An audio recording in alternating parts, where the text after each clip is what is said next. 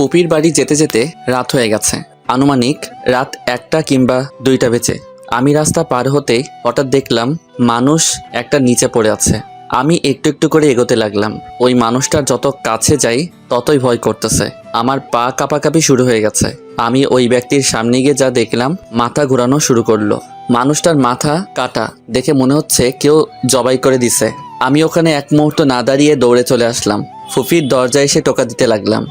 নিজেকে কেমন জানি অস্থির অস্থির লাগছে। শরীর পুরো ঘেমে একাকার হয়ে আছে। শার্টটা পুরো ভিজে গেছে। আমি এমনভাবে দরজা ধাক্কাচ্ছি, মনে হচ্ছে এখন ভেঙে যাবে। কিছুক্ষণ পর ফুপি চোখ ডলতে ডলতে এসে দরজা খুলে দিল। আমাকে দেখে ফুপি জড়িয়ে ধরল। বাবা, তুই এত রাতে? পরে বলবো ফুপি, আগে ঘরে তো ঢুকতে দিবা। আচ্ছা আয়। আমি ঘরে ঢুকে তাড়াতাড়ি ওয়াশরুমে ঢুকলাম। এরপর চোখে মুখে পানি দিতে লাগলাম। গরমে ইচ্ছে করছে গোসল করে ফেলতে। আমি ফ্রেশ হয়ে বের হলাম। ফুপি আমার দিকে তাকিয়ে আছে।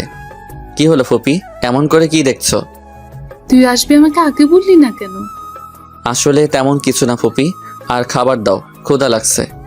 আচ্ছা বস, আমি নিয়ে আসছি।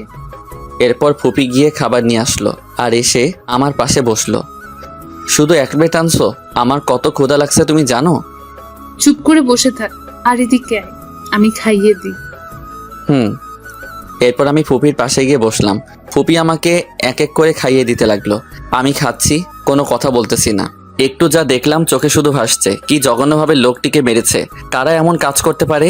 আমি এসব ভাবতেছি, তৎক্ষণাৎ আমার ভাবনাতে ফুপি ব্যাঘাত ঘটালো। কি সমস্যা তোর? হ্যাঁ, কই কি ভ্যাবাচিকা খেয়ে গেলাম।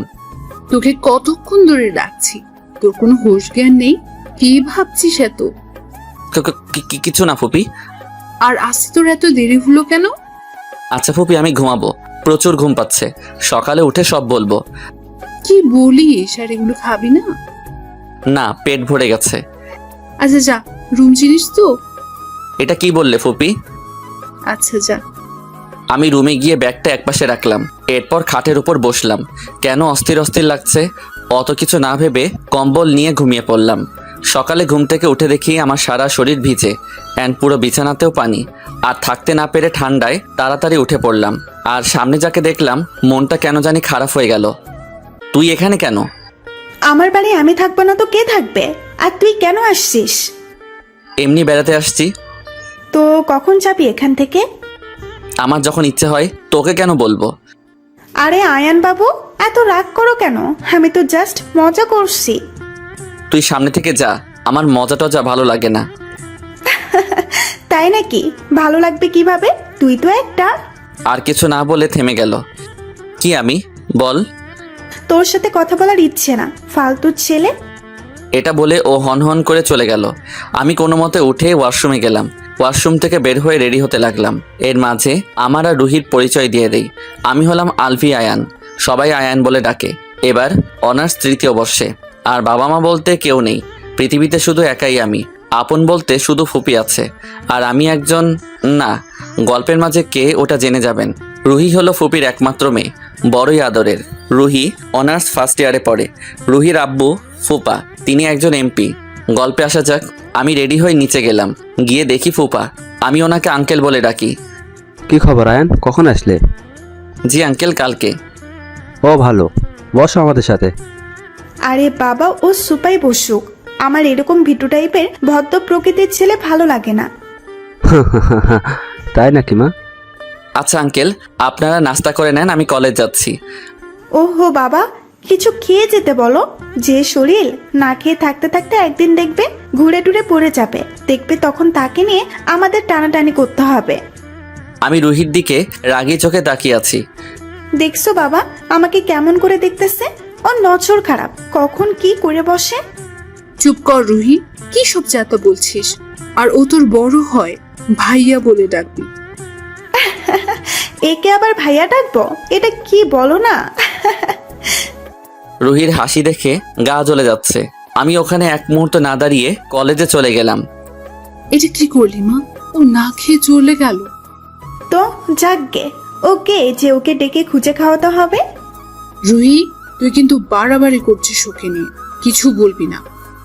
আসছে দরদ দেখাতে। আরে তোমরা মা মেয়ে ঝগড়া করো না। আর রুহি, আয়ান তোর ভাই হয়, সো ওর সাথে সম্মান দিয়ে কথা বলবি। আর ওসব গায়া টায়ারে ভাই ডাকতে পারবো না। এটা বলতেই ফুপি ওর গালে থাপ্পড় মারলো। চুপ কর তুই, এতক্ষণ অনেক বলেছিস আমার ছেলেকে, আর একটাও বাজে কথা বলবে না। মা, তুমি আমাকে ওই গায়া ছেলের জন্য মারলে, এটা ঠিক করলে না। এটা বলে রুহি খাবারের প্লেট ফ্লোরে আছাড় মেরে রাগে গজগজ করতে করতে কলেজে চলে আসলো। কলেজে এসে মাথায় হাত দিয়ে বসে আছি এমন সময় আমার ফ্রেন্ড রোহান আসলো। কেমন আছিস আয়ান? ভালো, তোর কি অবস্থা? ভালো। আর শোন, কি? তোকে আম্মু যেতে বলেছে। কিছুদিন আগেই তো আসলাম। আমি কিছু জানি না, আম্মু তোকে যেতে বলেছে। আচ্ছা, কলেজের শেষে না হয় যাব। ওকে চল, ক্লাসে যাই। আমি আর রোহান ক্লাসরুমে যাচ্ছি এমন সময় রুহি বাইক নিয়ে আমার সামনে এসে দাঁড়ালো। দেখলাম ও চোখ মুখ লাল হয়ে আছে। সোজা এসে আমার কলার ধরলো। সমস্যা কি তোর? কই, আমার আবার কি সমস্যা? তোর জন্য মা আজকে আমাকে বকা দিয়েছে। আমি তো তোকে এমনিতে ছেড়ে দিতে পারি না। এটা বলে ঠাস করে থাপ্পড় মারলো। আমি অবাক হয়ে ওর দিকে তাকিয়ে আছি। এটাই তোর উপহার। এটা বলে হনহন করে চলে গেল। আমি মুখটা একটু মালিশ করে মলিন হাসি দিয়ে হাঁটতে লাগলাম। আমি আর রোহান ক্লাসে বসে আছি। পাশে শুনতে পেলাম সবাই বলাবলি করছে কাল রাতে নাকি একটা লোক খুন হয়েছে। আচ্ছা আয়ান, তুই কি জানিস কাল রাতে একটা লোক খুন হয়েছে? কই না তো, কার থেকে শুনছিস? কি বলিস, আমাদের বাজারের পাশে ওই জায়গায় যেখানে আমরা সবাই মিলে আড্ডা দেই। ও, কে করছে খুন তোরা কি জানিস? না। কে বা কারা করেছে এরকম কোন আইডিয়া আছে তোর? কি কাউকে সন্দেহ হয়? আমার থেকে কেন জিজ্ঞেস করতেছিস? তুই জানিস না? আরে আমি আসছি যে বেশি দিন হয় নাই, এখানে মানুষ কে কি রকম কেমনে জানবো? আমরা কথা বলতেছি, এর মধ্যে আবির আর রাফি আসলো। কেমন আছিস মামা? ভালো, তোরা কেমন আছিস? এই তো তোর মতো। মামা, খুনের খবরটা জানিস? হুম। আমার মনে হয় কি জানিস? কি? আমার সন্দেহ হচ্ছে একজনই খুন করেছে, তবে কনফার্ম না। কে, নামটা তো বল।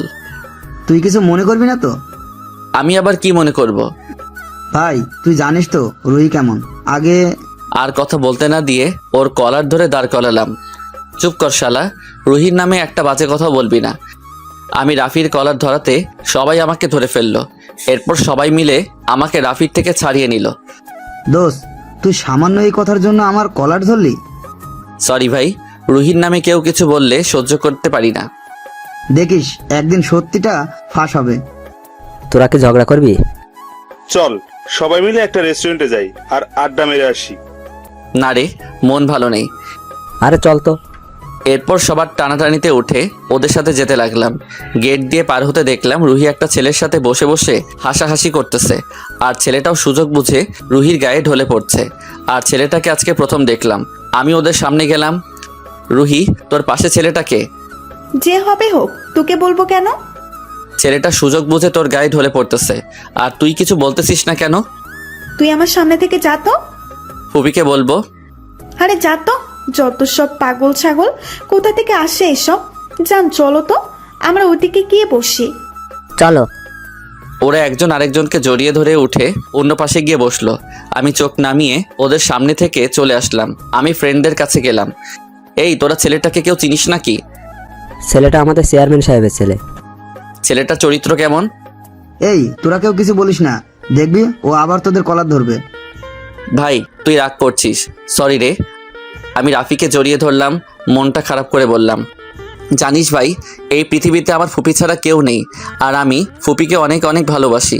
ওনার মনে কোনোভাবে কষ্ট দিতে চাই না, তাই মুখ বুজে সব সহ্য করি। সরি ভাই, তুই মন খারাপ করিস না। শালা তোদের কথাবার্তা শেষ হলে চল তো। এরপর আমরা একটা রেস্টুরেন্টে গেলাম। গিয়ে ওখানে খাওয়া দাওয়া করে কিছুক্ষণ ঘোরাঘুরি করে বাড়ি চলে আসলাম। আমি এসে দেখি আঙ্কেল চেয়ারম্যান সাহেব সবাই মিলে বসে মিটিং করতেছে। আমি কিছু না বলে পাশ কাটিয়ে চলে গেলাম। রুমে গিয়ে ফ্রেশ হয়ে খাওয়া দাওয়া করে রুমের দরজা লক করে দিলাম। এরপর ল্যাপটপ নিয়ে বসে বসে কাজ করতে লাগলাম। আমার অ্যাসিস্ট্যান্ট আরোহীকে কল দিলাম। আসসালামু আলাইকুম স্যার। ওয়ালাইকুম আসসালাম, কি খবর? ভালো স্যার, কাজ কি শেষ? না, এখন বসছি। আর অফিসে সব ঠিকঠাক আছে তো? জি স্যার। কোনো সমস্যা হলে বলো, আমি এসে সলভ করে দিব। জি স্যার। আর আপনার ফুপি কেমন আছে? ভালো। আচ্ছা ভাই, আর কাজ শেষ হলে আমি তোমাকে মেইলে জানাবো। Okay sir. এরপর লাইন কেটে দিলাম। আমি সব ফাইল দেখে ল্যাপটপটা আবার লুকিয়ে রাখলাম। এরপর রুম থেকে বের হলাম।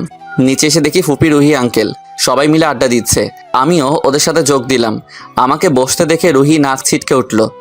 তুই এখানে আসলি কেন? আর দেখতেছিস না আমরা কথা বলছি? আসলে সরি। আমি উঠে চলে আসতেই ফুপি আমার হাত ধরে ফেললো। ওনার দিকে তাকিয়ে দেখি উনি আমার দিকে ছলছল চোখে তাকিয়ে আছে। বস বাবা, কি করবো বল, আমার মেয়েটা যে ওরকম। ও কিছু না ফুপি, আমি যাচ্ছি, তোমরা কথা বলো। হুম। আমি আবার রুমে ঢুকে মোবাইলটা হাতে নিলাম। গিয়ে কিছুক্ষণ ফেসবুক ঘাটাঘাটি করলাম। গল্পে কে কেমন কমেন্ট করতেছে এসব দেখতেছি। এরপর মনটা যেন কেন জানি খারাপ হয়ে যাচ্ছে। বুক ফেটে কান্না আসতে চাইছে। আমি রুমের মধ্যে পাইচারি করতে লাগলাম। শূন্য বুকটা কেমন জানি ফাঁকা ফাঁকা লাগতেছে। মা বাবার কথা খুব মনে পড়তেছে। জানালা দিয়ে বাইরে দেখলাম আজকে চাঁদ উঠেছে। আমি রুমের মধ্যে এক মুহূর্ত না দাঁড়িয়ে ছাদে উঠে গেলাম। এরপর রেলিং ধরতে যাচ্ছি, তখন সামনে যাকে দেখলাম, দেখতেছি রুহি কার সাথে যেন হেসে হেসে কথা বলতেছে। হঠাৎ পিছন ফিরে আমাকে দেখে যা করলো, আমি নিশ্চুপ হয়ে দাঁড়িয়ে আছি। রুহি ফোনটা ওর পকেটে রেখে আমার দিকে তেড়ে আসলো, আর এসে কুত্তার বাচ্চা বলে থাপ্পড় একটা লাগাই দিল। এই ফকিরের বাচ্চা, এখানে কেন আসছিস? চুপ করে দাঁড়িয়ে আছি। কিরে, কান দিয়ে কথা ঢুকে না? তোকে না বলছিস সামনে থেকে যেতে? আর কখনো ছাদের আশেপাশেও যেন না দেখি। রুহি, আমি তোর ছোট না বড়?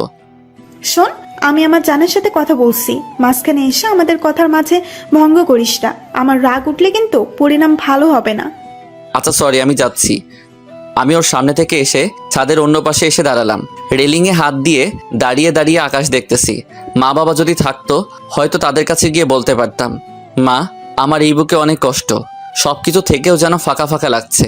মা, তোমাদের সাথে যদি আমাকেও এসব ভাবতেছি। এমন সময় আবার রুহি আসলো। তুই বয়রা নাকি রে? কানে কথা ঢুকে না? চুপ করে আছি। আজকের পর জীবনে যদি তোকে এই ছাদে পা রাখতে দেখি, তাহলে পাগুলো কেটে তোর হাতে ধরিয়ে দেব। এটা বলে ওর সামনে থেকে রুমে চলে আসলাম। এসে দরজা বন্ধ করে ঘুম দিলাম। রাতে ফুপি ডাকছে কিনা জানি না, সকালে উঠলাম দেখি রুহি ছাড়া বাড়িতে কেউ নেই। আমি কোনো কথা না বলে বাহিরে বের হতে যাব, অমনি ওই দাঁড়া। বল। বল না, বলেন বলবি, আপনি করে বলবি। আচ্ছা বলেন। যা, আমার জন্য নাস্তা বানিয়ে আন। পারবো না। কি বললি তুই? আমি কি জিনিস তুই মনে হয় জানিস না। যেটা বলছি ওটা কর, না হলে এর ফল ভালো হবে না। পারবো না, যা ইচ্ছা করেন। আমি চলে আসতে যাব, অমনি রুহি আবার বলল, তুই কি এই বাড়িতে থাকতে চাস? যদি থাকতে ইচ্ছে হয় তাহলে আমার কথা শুনতে হবে। পারবো না। ওকে, যেতে পারিস, কিন্তু মনে রাখিস এর ফল কিন্তু খুব ভয়াবহ হবে। যত সব ফালতু। এটা বলে আমি ঘর থেকে বের হয়ে কলেজে গেলাম। এরপর ক্যান্টিনে গিয়ে নাস্তা নিয়ে খেতে বসছি, অমনি মেয়ে একটা এসে আমার খাবারগুলো ধাক্কা দিয়ে নিচে ফেলে দিল। আমি রাগে ফুসতে ফুসতে মেয়েটার দিকে তাকালাম। খাবারগুলো ফেললেন কেন? আপনি? দেখলাম মেয়েটা কথা বলতে ভয় পাচ্ছে। মনে হচ্ছে মেয়েটা ভুল করে এসব করেছে। আমি কি করছি? আপনি আমার জায়গায় বসছেন কেন? তাই বলে আপনি আমার খাবার ফেলে দিবেন? আপনাকে এখানে কে পাঠিয়েছে? কেউ না। বলেন কে পাঠিয়েছে? বললাম তো কেউ না। মেয়েটা একটু জোরে কথা বলতেই সবাই আমার দিকে উৎসুক দৃষ্টিতে তাকিয়ে আছে। একটু পর দেখলাম রুহি ওর দলবল নিয়ে আমার সামনে এসে হাজির, আর ওর হাতে হকি স্টিক। আপু, ও আপনাকে কি বলছে? ও আমাকে রুম ডেট করার জন্য জোর করছে। আপনি রাজি হচ্ছেন না বলে আপনাকে হুমকি দিচ্ছে, তাই তো? কি বলছে ও আপনাকে? আমি অবাক হয়ে মেয়েটার দিকে তাকিয়ে আছি। কি বলতেছে মেয়েটা? আমি যদি ওর কথায় রাজি না হই তাহলে আমাকে জোর করে ধর্ষণ করবে। আপনি এখন যেতে পারেন আপু, আমি দেখছি কি করা যায়। ওই অচেনা মেয়েটা যাওয়ার সাথে সাথে সবাই আমাকে চিচি করতে লাগলো। কেউ কেউ বলে উঠলো, আপনাকে দেখে তো অনেক ভদ্র মনে হয়, আপনি এমন কাজ করেন? এই, তোরা ওকে ধর আর নিয়ে চল আমাদের জায়গায়। সাথে সাথে রুহির বন্ধুরা আমাকে ধরে শহীদ মিনারের সামনে নিয়ে গেল এবং আমার হাত পাগুলো বাঁধলো। রুহি হকি স্টিক দিয়ে আমার হাঁটু বরাবর বাড়ি মারলো। আমি আহা বলে চিৎকার করে উঠলাম। মেয়েদের জোর করার, ধর্ষণ করার অনেক শখ, তাই না? এটা বলে আবার বাড়ি মারলো। আমি মাটিতে হাঁটু গেড়ে বসে পড়লাম। রুহি এসে আমার মাথার চুলগুলো ধরলো। তোর অনেক সাহস না? কথা বল, আবার তুলেও নিয়ে যাবি? চুপ করে নিচের দিকে তাকিয়ে আছি। এই, তোরা দাঁড়িয়ে কি দেখছিস? মার শালারে, ওর বুকের কলিজা বেড়ে গেছে। মেয়েদের তুলে নিয়ে যাওয়ার হুমকি দেয়, এমন ভাবে মারবে যে উঠে দাঁড়াতে না পারে। রুহির বন্ধু বান্ধবী সবাই সে থাপ্পড়, কেউ কেউ থুতু মারলো। হঠাৎ পিছন থেকে কেউ একজন মাথায় বাড়ি মারলো। মাথা দিয়ে গড়গড় করে রক্ত বের হতে লাগলো। হাত পা বাঁধা, বুক ফেটে কান্না আসতেছে। সবকিছু কেমন যেন ঝাপসা ঝাপসা লাগতেছে। চোখ দিয়ে অঝোর ধারায় পানি পড়তেছে। দূরে দেখলাম আমার সব বন্ধুরা দাঁড়িয়ে দাঁড়িয়ে দেখতেছে। রুহির দিকে তাকিয়ে দেখি ও হাসতেছে, হয়তো বিজয়ের হাসি। আমি আস্তে চোখ বন্ধ করে ফেললাম, হয়তো এটাই শেষ নিঃশ্বাস। মাটিতে লুটিয়ে পড়লাম। একটু একটু যখন জ্ঞান ছিল তখনও দেখলাম সবাই মারতেছে। হাত পা নাড়াতে চাচ্ছি, পারছি না। যে যতক্ষণ ইচ্ছে মারলো। আমি যখন নড়াচড়া বন্ধ করে দিছি তখন রুহি, এই শালা মনে হয় মরে গেছে। চেক করে দেখ, বেঁচে থাকলে হাসপাতালে পাঠিয়ে দে। এরপর রাহুল আমাকে চেক দেখলো। সিফাত বেঁচে আছে, এই শালা। যেটা বলছে ওইটা কর। ওকে দোষ। এরপর ওরা সবাই মিলে আমাকে ধরাধরি করে হাসপাতালে পাঠালো। এরপর ভর্তি করে দিল। আমি যখন চোখ খুললাম পাশে দেখলাম কলেজের ওই মেয়ে যার জন্য আমার আজ এমন অবস্থা। আমি মেয়েটাকে দেখে মুখটা অন্যদিকে করে রাখলাম। ওই মেয়ে হয়তো এটা বুঝতে পেরেছে। এরপর মেয়েটা কান্না করে দিল। আমার পা জড়িয়ে ধরে কান্না করতেছে। এ কি, আপনি আমার পা ধরছেন কেন? আমি অনেক বড় অপরাধী। আমি জানি আপনি আমাকে কখনো মাফ করবেন না। কিসের মাপের কথা বলছেন আপনি? কলেজের ওই ব্যাপারে। আচ্ছা, ওসব বাদ দেন, মাফ করে দিছি। সত্যি? আমি জানি আমাকে রুহি ইচ্ছে করে মেরেছে। মাঝখানে এই বোনটা আসলো, হয়তো জোর করে আমার নামে মিথ্যা বলতে বলেছে। আপনার নাম কি? আসমা মনি। ও, কোন ইয়ারে পড়েন? ইন্টার সেকেন্ড ইয়ারে। ও গুড। ঘরে কে কে আছে তোমার? আমি আর মা। তুমি পড়ালেখা করো কেমন করে? টিউশন করে। ও আচ্ছা, আমি এখানে কতদিন ধরে আছি? 2 দিন ধরে। আমাকে কেউ দেখতে এসেছে? একটা আপু আসছিল। ও, নাম কি? আমরা কথা বলতেছি এমন সময় আরোহী ঢুকলো। এসে আমার মাথার পাশে বসলো। এখন কেমন লাগতেছে? ভালো। স্যার, কে বা কারা আপনাকে এভাবে মেরেছে কাউকে কি চিনেন? না, আমি ওদের কাউকে চিনি না। হঠাৎ করে এসে হামলা করে চলে গেল। ভাইয়া। আসমাকে থামিয়ে দিয়ে, কাউকে চিনি না আমি। আর আরোহী, তুমি একটু বাইরে যাবে? Okay sir. আরোহী যখন বাইরে গেল আসমা এবার জিজ্ঞেস করতে লাগলো, ভাইয়া আপনি এটা কি করলেন? কোনটা? আপনাকে যারা মেরেছে তাদের তো আপনি চিনেন। আরে ও কিছু না, আর কত মার খেতে হয় জানি না। কেন ভাইয়া? কিছু না, সময় হলে জানতে পারবে। আর তোমাকে রুহি কি বলছে যার জন্য আমার উপর মিথ্যা অপবাদ দিলে? ভাইয়া, রুহি আপু বলেছে আমি যদি আপনার উপর মিথ্যা অপবাদ না দিই তাহলে আমাকে পরীক্ষা দিতে দেবে না। সামান্য একটা বিষয় আর তুমি ভয়ও পেয়ে গেলে? ভাইয়া, রুহি যেটা বলে ওটা করতে হয়, না করলে অন্য কিছু হয়। ও ভাইয়া, আপনি কিছুক্ষণ ঘুমান, আমি আসছি। আমি কিছুক্ষণ এপাশ ওপাশ করে আবার ঘুমিয়ে পড়লাম। 3 দিনে কোনো রকম সুস্থ হলাম। সবসময় দেখলাম আসমা আর আরোহী পাশে ছিল, তবে আরোহীকে থাকতে দিতাম না, কারণ ও পরিবার সংসার আছে। যাই হোক, আরোহী হাসপাতালে সব বিল দিয়ে দাও। জি স্যার। আসমা, জি ভাইয়া। তুমি এখন বাড়ি চলে যাও, কাল কলেজে দেখা হবে। ভাইয়া, আপনি কোথায় যাবেন এখন? ও তোমাকে চিন্তা করতে হবে না, তুমি যাও আর ভালো করে পড়ালেখা করো। আচ্ছা। আর শুনো, কোনো সময় যদি কিছু প্রয়োজন হয় আমাকে বলিও। আজকে থেকে মনে করো আমি তোমার বড় ভাই। আরোহী, ওকে একটা 10,000 টাকার চেক লিখে দাও। জি স্যার। আরোহী চেকটা লিখে আসমাকে দিল। আসমা আমার দিকে তাকিয়ে আছে। কি হলো, এমন করে তাকিয়ে আছো কেন? করোনা করছেন নাকি ভাইয়া? একটু আগে না বলছি আমি তোমার বড় ভাই? এরপর আরোহী আসমাকে চেকটা দিল। আমি আরোহীকে বলে গাড়ি একটা নিয়ে আবার ফুপির বাড়ি গেলাম। ফুপি আমাকে দেখে দৌড়ে আসলো। কি হয়েছে বাবা তোর? তোর এমন অবস্থা কেন? আমার মুখে হাত বুলাচ্ছে আর জড়িয়ে ধরে কান্না করতেছে। ফুপি, শান্ত হও, আমার কিছু হয়নি। মনে হয় আমার মৃত্যু আজরাইল ছাড়া অন্য কারো হাতে লেখা নাই। কে করেছে এমন? নাম বল, আমি তোর আঙ্কেলকে বলছি। না ফুপি, কাউকে কিছু বলো না। আর আঙ্কেলকে বললে আঙ্কেল চিন্তা করবে। আমার ছেলের গায়ে হাত তোলার এমন সাহস কার হয়েছে? একবার বল বাবা। বললাম তো ফুপি, কেউ কিছু করেনি। আমি গাড়ি অ্যাক্সিডেন্ট করেছি। আমি রুমে যাচ্ছি ফুপি, পারলে কিছু খাবার পাঠিয়ে দিও। আমি সিঁড়ি দিয়ে উপরে উঠতেছি, এমন সময় পিছনে দেখলাম রুহি। ও মুখ ভেঙচি কেটে অন্যদিকে ফিরে গেল। আমি এত কিছু পাত্তা না দিয়ে রুমে ঢুকলাম। এরপর কিছুক্ষণ ঘুমিয়ে গেলাম। বিকেলের দিকে উঠে ফ্রেশ হয়ে নিচে গেলাম।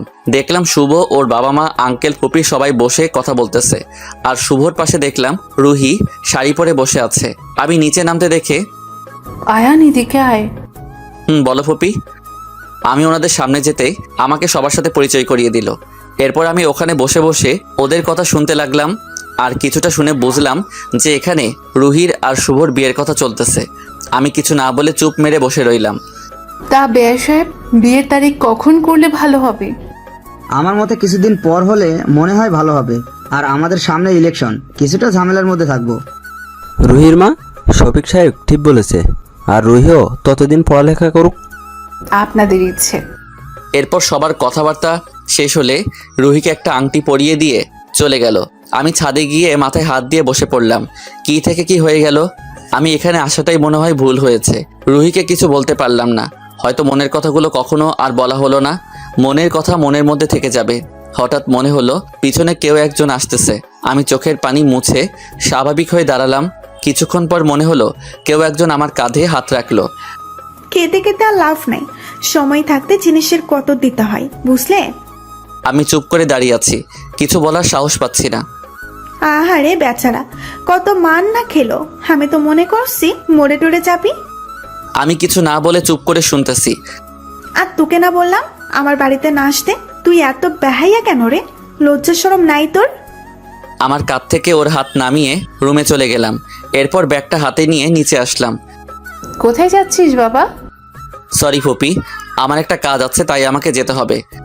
কি কাজ আমাকে বল। তেমন কিছু না, কয়েকদিন ওখানে থাকতে হবে। আর কাজ শেষ হলে চলে আসব। আচ্ছা, ভালো থাকিস, আর পৌঁছে আমাকে ফোন দিস। আমি বাইরে গিয়ে একটা সিএনজি নিয়ে বাস স্টেশনে গেলাম। এরপর একটা সিট নিলাম। এরপর কিছু খাবার নিলাম যদি ক্ষুধা লাগে। এরপর বাসে উঠে আমি সিট নাম্বার দেখতে দেখতে সামনে যেতে লাগলাম। আমার সিট বরাবর যখন গেলাম দেখলাম আমার সিটের একটা মেয়ে বসে আছে। আপু, আপনি যেটাই বসছেন ওটা আমার সিট, আপনি একটু চেক করে নিলে ভালো হয়। এই সিটটা দিতে পারবো না। কেন? শুনেন, ঢাকা যেতে অনেক সময় লাগবে, আর আমি জানালার পাশে ছাড়া বসতে পারি না। এত কিছু বুঝি না, আপনি আমার সিট থেকে উঠেন। ওই মিয়া, একটা কথা যদি বলেন তাহলে আমি এখন চিল্লা পাল্লা করব, তখন মজা কারে কয় বুঝবেন।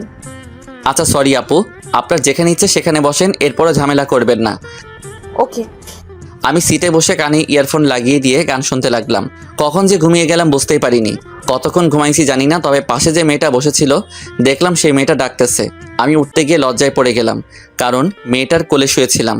আমি লজ্জায় অন্যদিকে তাকিয়ে আছি। এমন অবস্থায় পড়লাম ইচ্ছে করছে উঠে যেতে, কিন্তু ওটাও যাবে না, কারণ উঠলে কি মনে করবে কে জানে। আমি রিয়া, আপনি? আমি আয়ান। ওনার দিকে হাত বাড়াতে কেমন জানি হাতটা কাঁপাকাঁপি শুরু হয়ে গেছে। এটা দেখে উনি মুচকি মুচকি হাসতে লাগলো। এবার উনি নিচে আমার হাতটা ধরলেন। ভয় পাচ্ছেন নাকি? আসলে একটু নার্ভাস লাগছে। কোনো ব্যাপার না। কি করেন, কোথায় থাকেন, লেখাপড়া করেন নাকি বেকার হয়ে ঘুরে বেড়ান? আমি হাঁ করে মেয়েটার দিকে তাকিয়ে আছি। কি বলছে মেয়েটা, এত কিছুর উত্তর কিভাবে দিব ভাবতেছি। এমন অবস্থায় মেয়েটা, রিয়া সমাধান করে দিল। আমি একটু বেশি বলে ফেলছি মনে হয়। না, তেমন কিছু না। আপনার মুখ দেখে বোঝা যাচ্ছে। কি বুঝতেছেন? আপনি একটা ভীতু মার্কা, ওটা বোঝা যাচ্ছে। ও তাই নাকি? আমার কপালে লেখা আছে মনে হয়। আচ্ছা, আপনি কি করেন ওটা তো বলেন।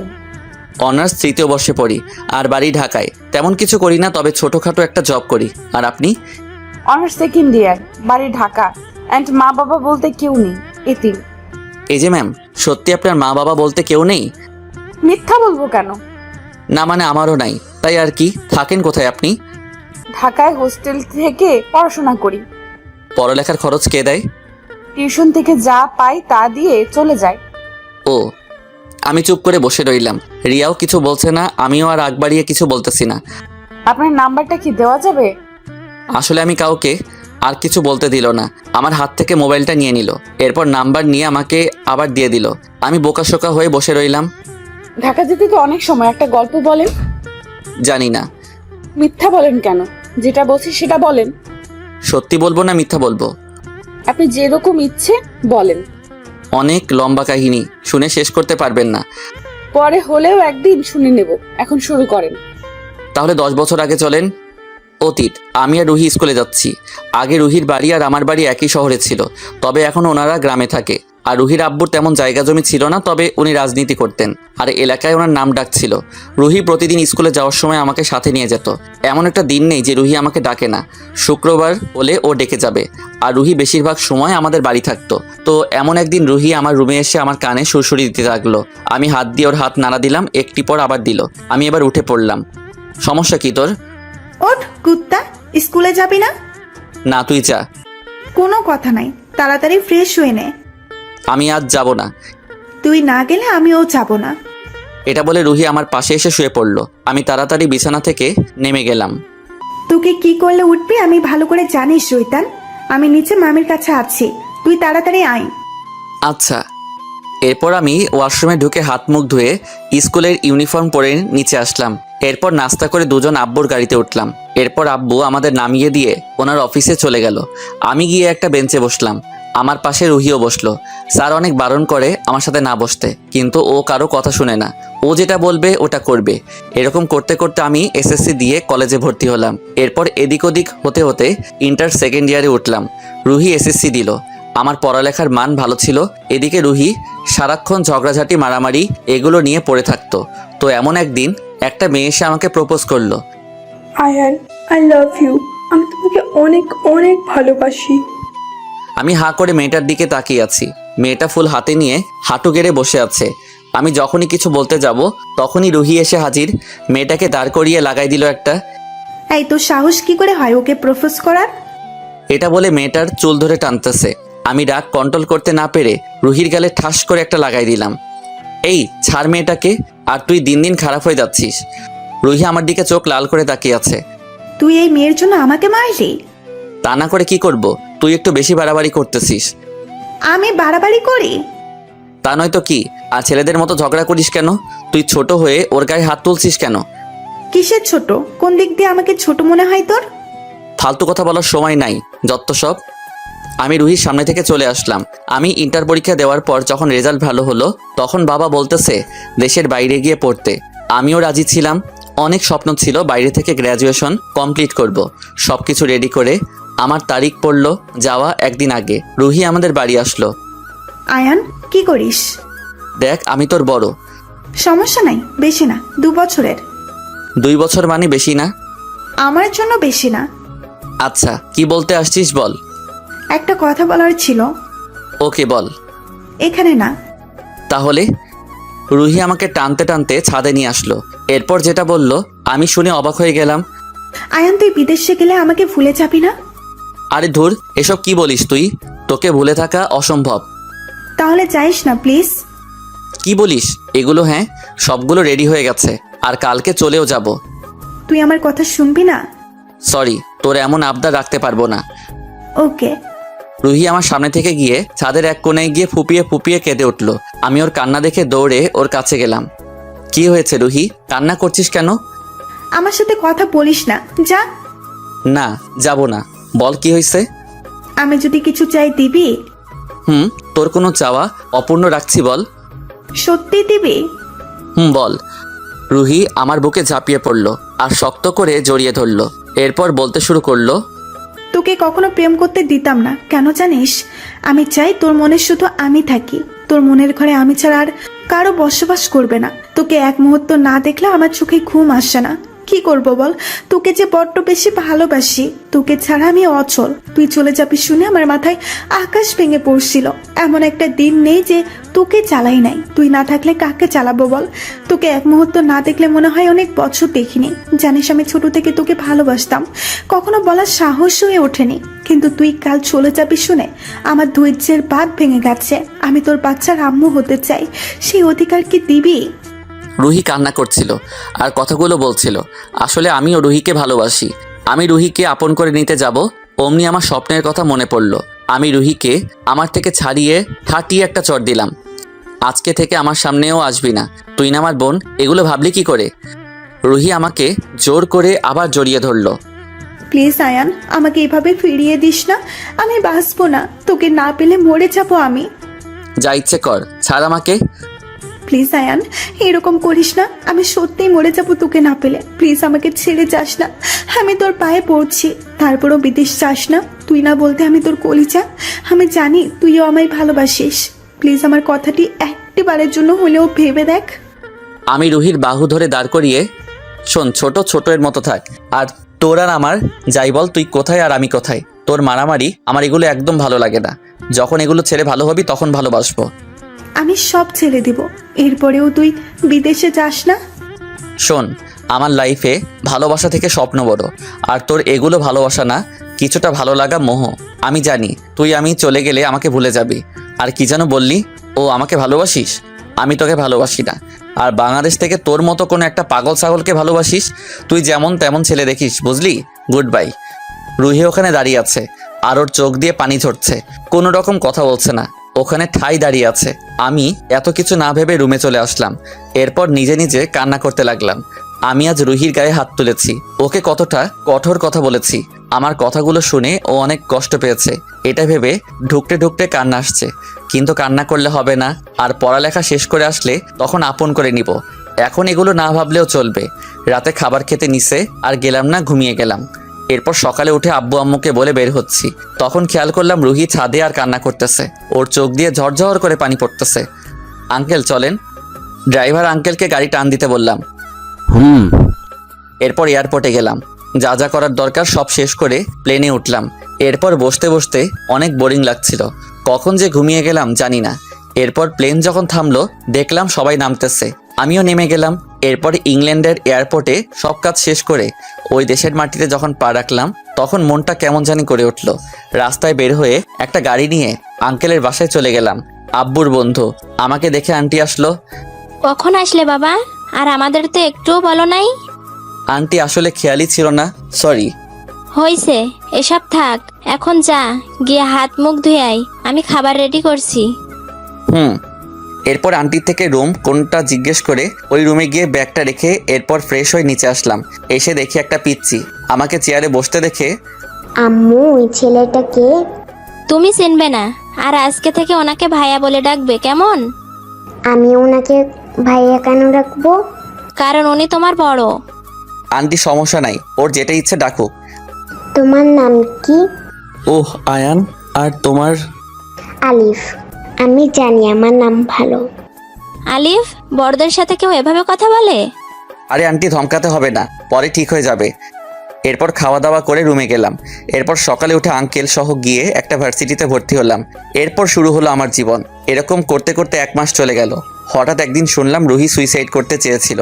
এটা শুনে অনেক খারাপ লাগলো, আর এখান থেকে যেতেও পারবো না। যদি বাংলাদেশ হতো তাহলে ভেবে দেখা যেত। এরপর আর কি হয়েছে জানি না। এখানে এসে আমার অনেক বন্ধু বান্ধবও হয়ে গেছে। 1 বছর হয়ে গেল, আর কোনোদিন রুহি বা আব্বু আম্মু রুহির কথা বলতো না। মনে মনে ভাবছি রুহি হয়তো রেগে গেছে, নয়তো আমাকে ভুলে গেছে।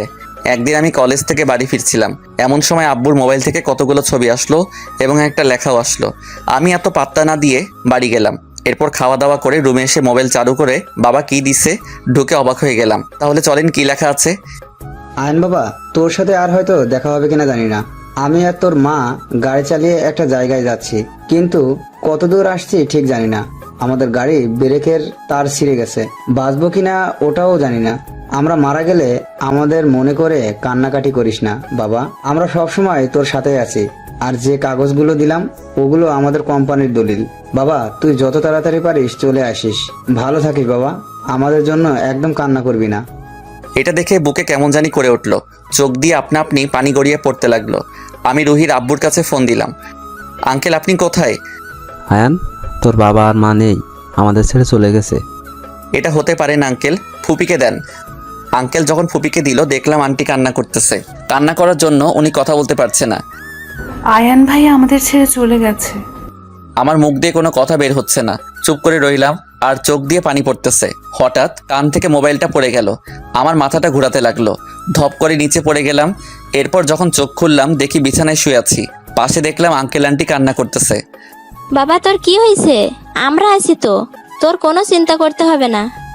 আন্টি আব্বু আম্মুকে ছাড়া কেমনে থাকবো? দুনিয়াতে বাবা মা ছাড়া কেউ নেই আন্টি। আঙ্কেল পাশে ছিল, আঙ্কেল আমাকে জড়িয়ে ধরে কান্না করতে লাগলো। দীর্ঘ 1 মাস কোনো মতে কেটে গেল। এরপর আমি পরীক্ষা দিয়ে আবার বাংলাদেশে ব্যাক করলাম। প্রথমে আমাদের বাড়ি গেলাম, কিছুদিন থাকলাম, কিন্তু যতদিন থাকি বাবা মায়ের বিভিন্ন স্মৃতি দেখে দিন দিন কেমন জানি অধপতন হতে লাগলো। এরপর এক আঙ্কেলের সাহায্য নিয়ে বাবার অফিসে গেলাম। গিয়ে সবকিছু ঠিকঠাক করে ফুপির বাড়ি গেলাম। ইচ্ছা ছিল রুহিকে ভালোবাসার কথা বলবো, কিন্তু বলা আর হলো না। বর্তমান ওই ভাবনার জগৎ থেকে আসেন। আর আপনার কাহিনী শুনে অনেক খারাপ লাগলো। এখন নামেন, আমরা ঢাকায় চলে আসছি। ও, এরপর বাস থেকে নেমে যে যার মতো চলে গেলাম। আমি বাড়ি চলে আসলাম। বাড়িতে পা রাখতে দেখলাম ঘরের সব জিনিস এলোমেলো অবস্থায় পড়ে আছে। আমি আস্তে আস্তে ঘরের সব জায়গায় হেঁটে হেঁটে দেখতে লাগলাম কি হয়েছে, ঘরে বা কে আসলো। আমি আমার রুমে ঢুকে ফ্রেশ হয়ে আবার বের হলাম বাইরে। ক্ষুধাও লাগছে অনেক, কিছু একটা তো খেতেই হবে। আমি একটা রেস্টুরেন্টে ঢুকলাম। এরপর হালকা পাতলা কিছুটা খেয়ে অফিসে চলে গেলাম। আমি ঢুকতে সবাই আমাকে সালাম দিতে লাগলো। অনেকের মনে হয়তো প্রশ্ন, আমাকে চিনলো কেমনে ওরা।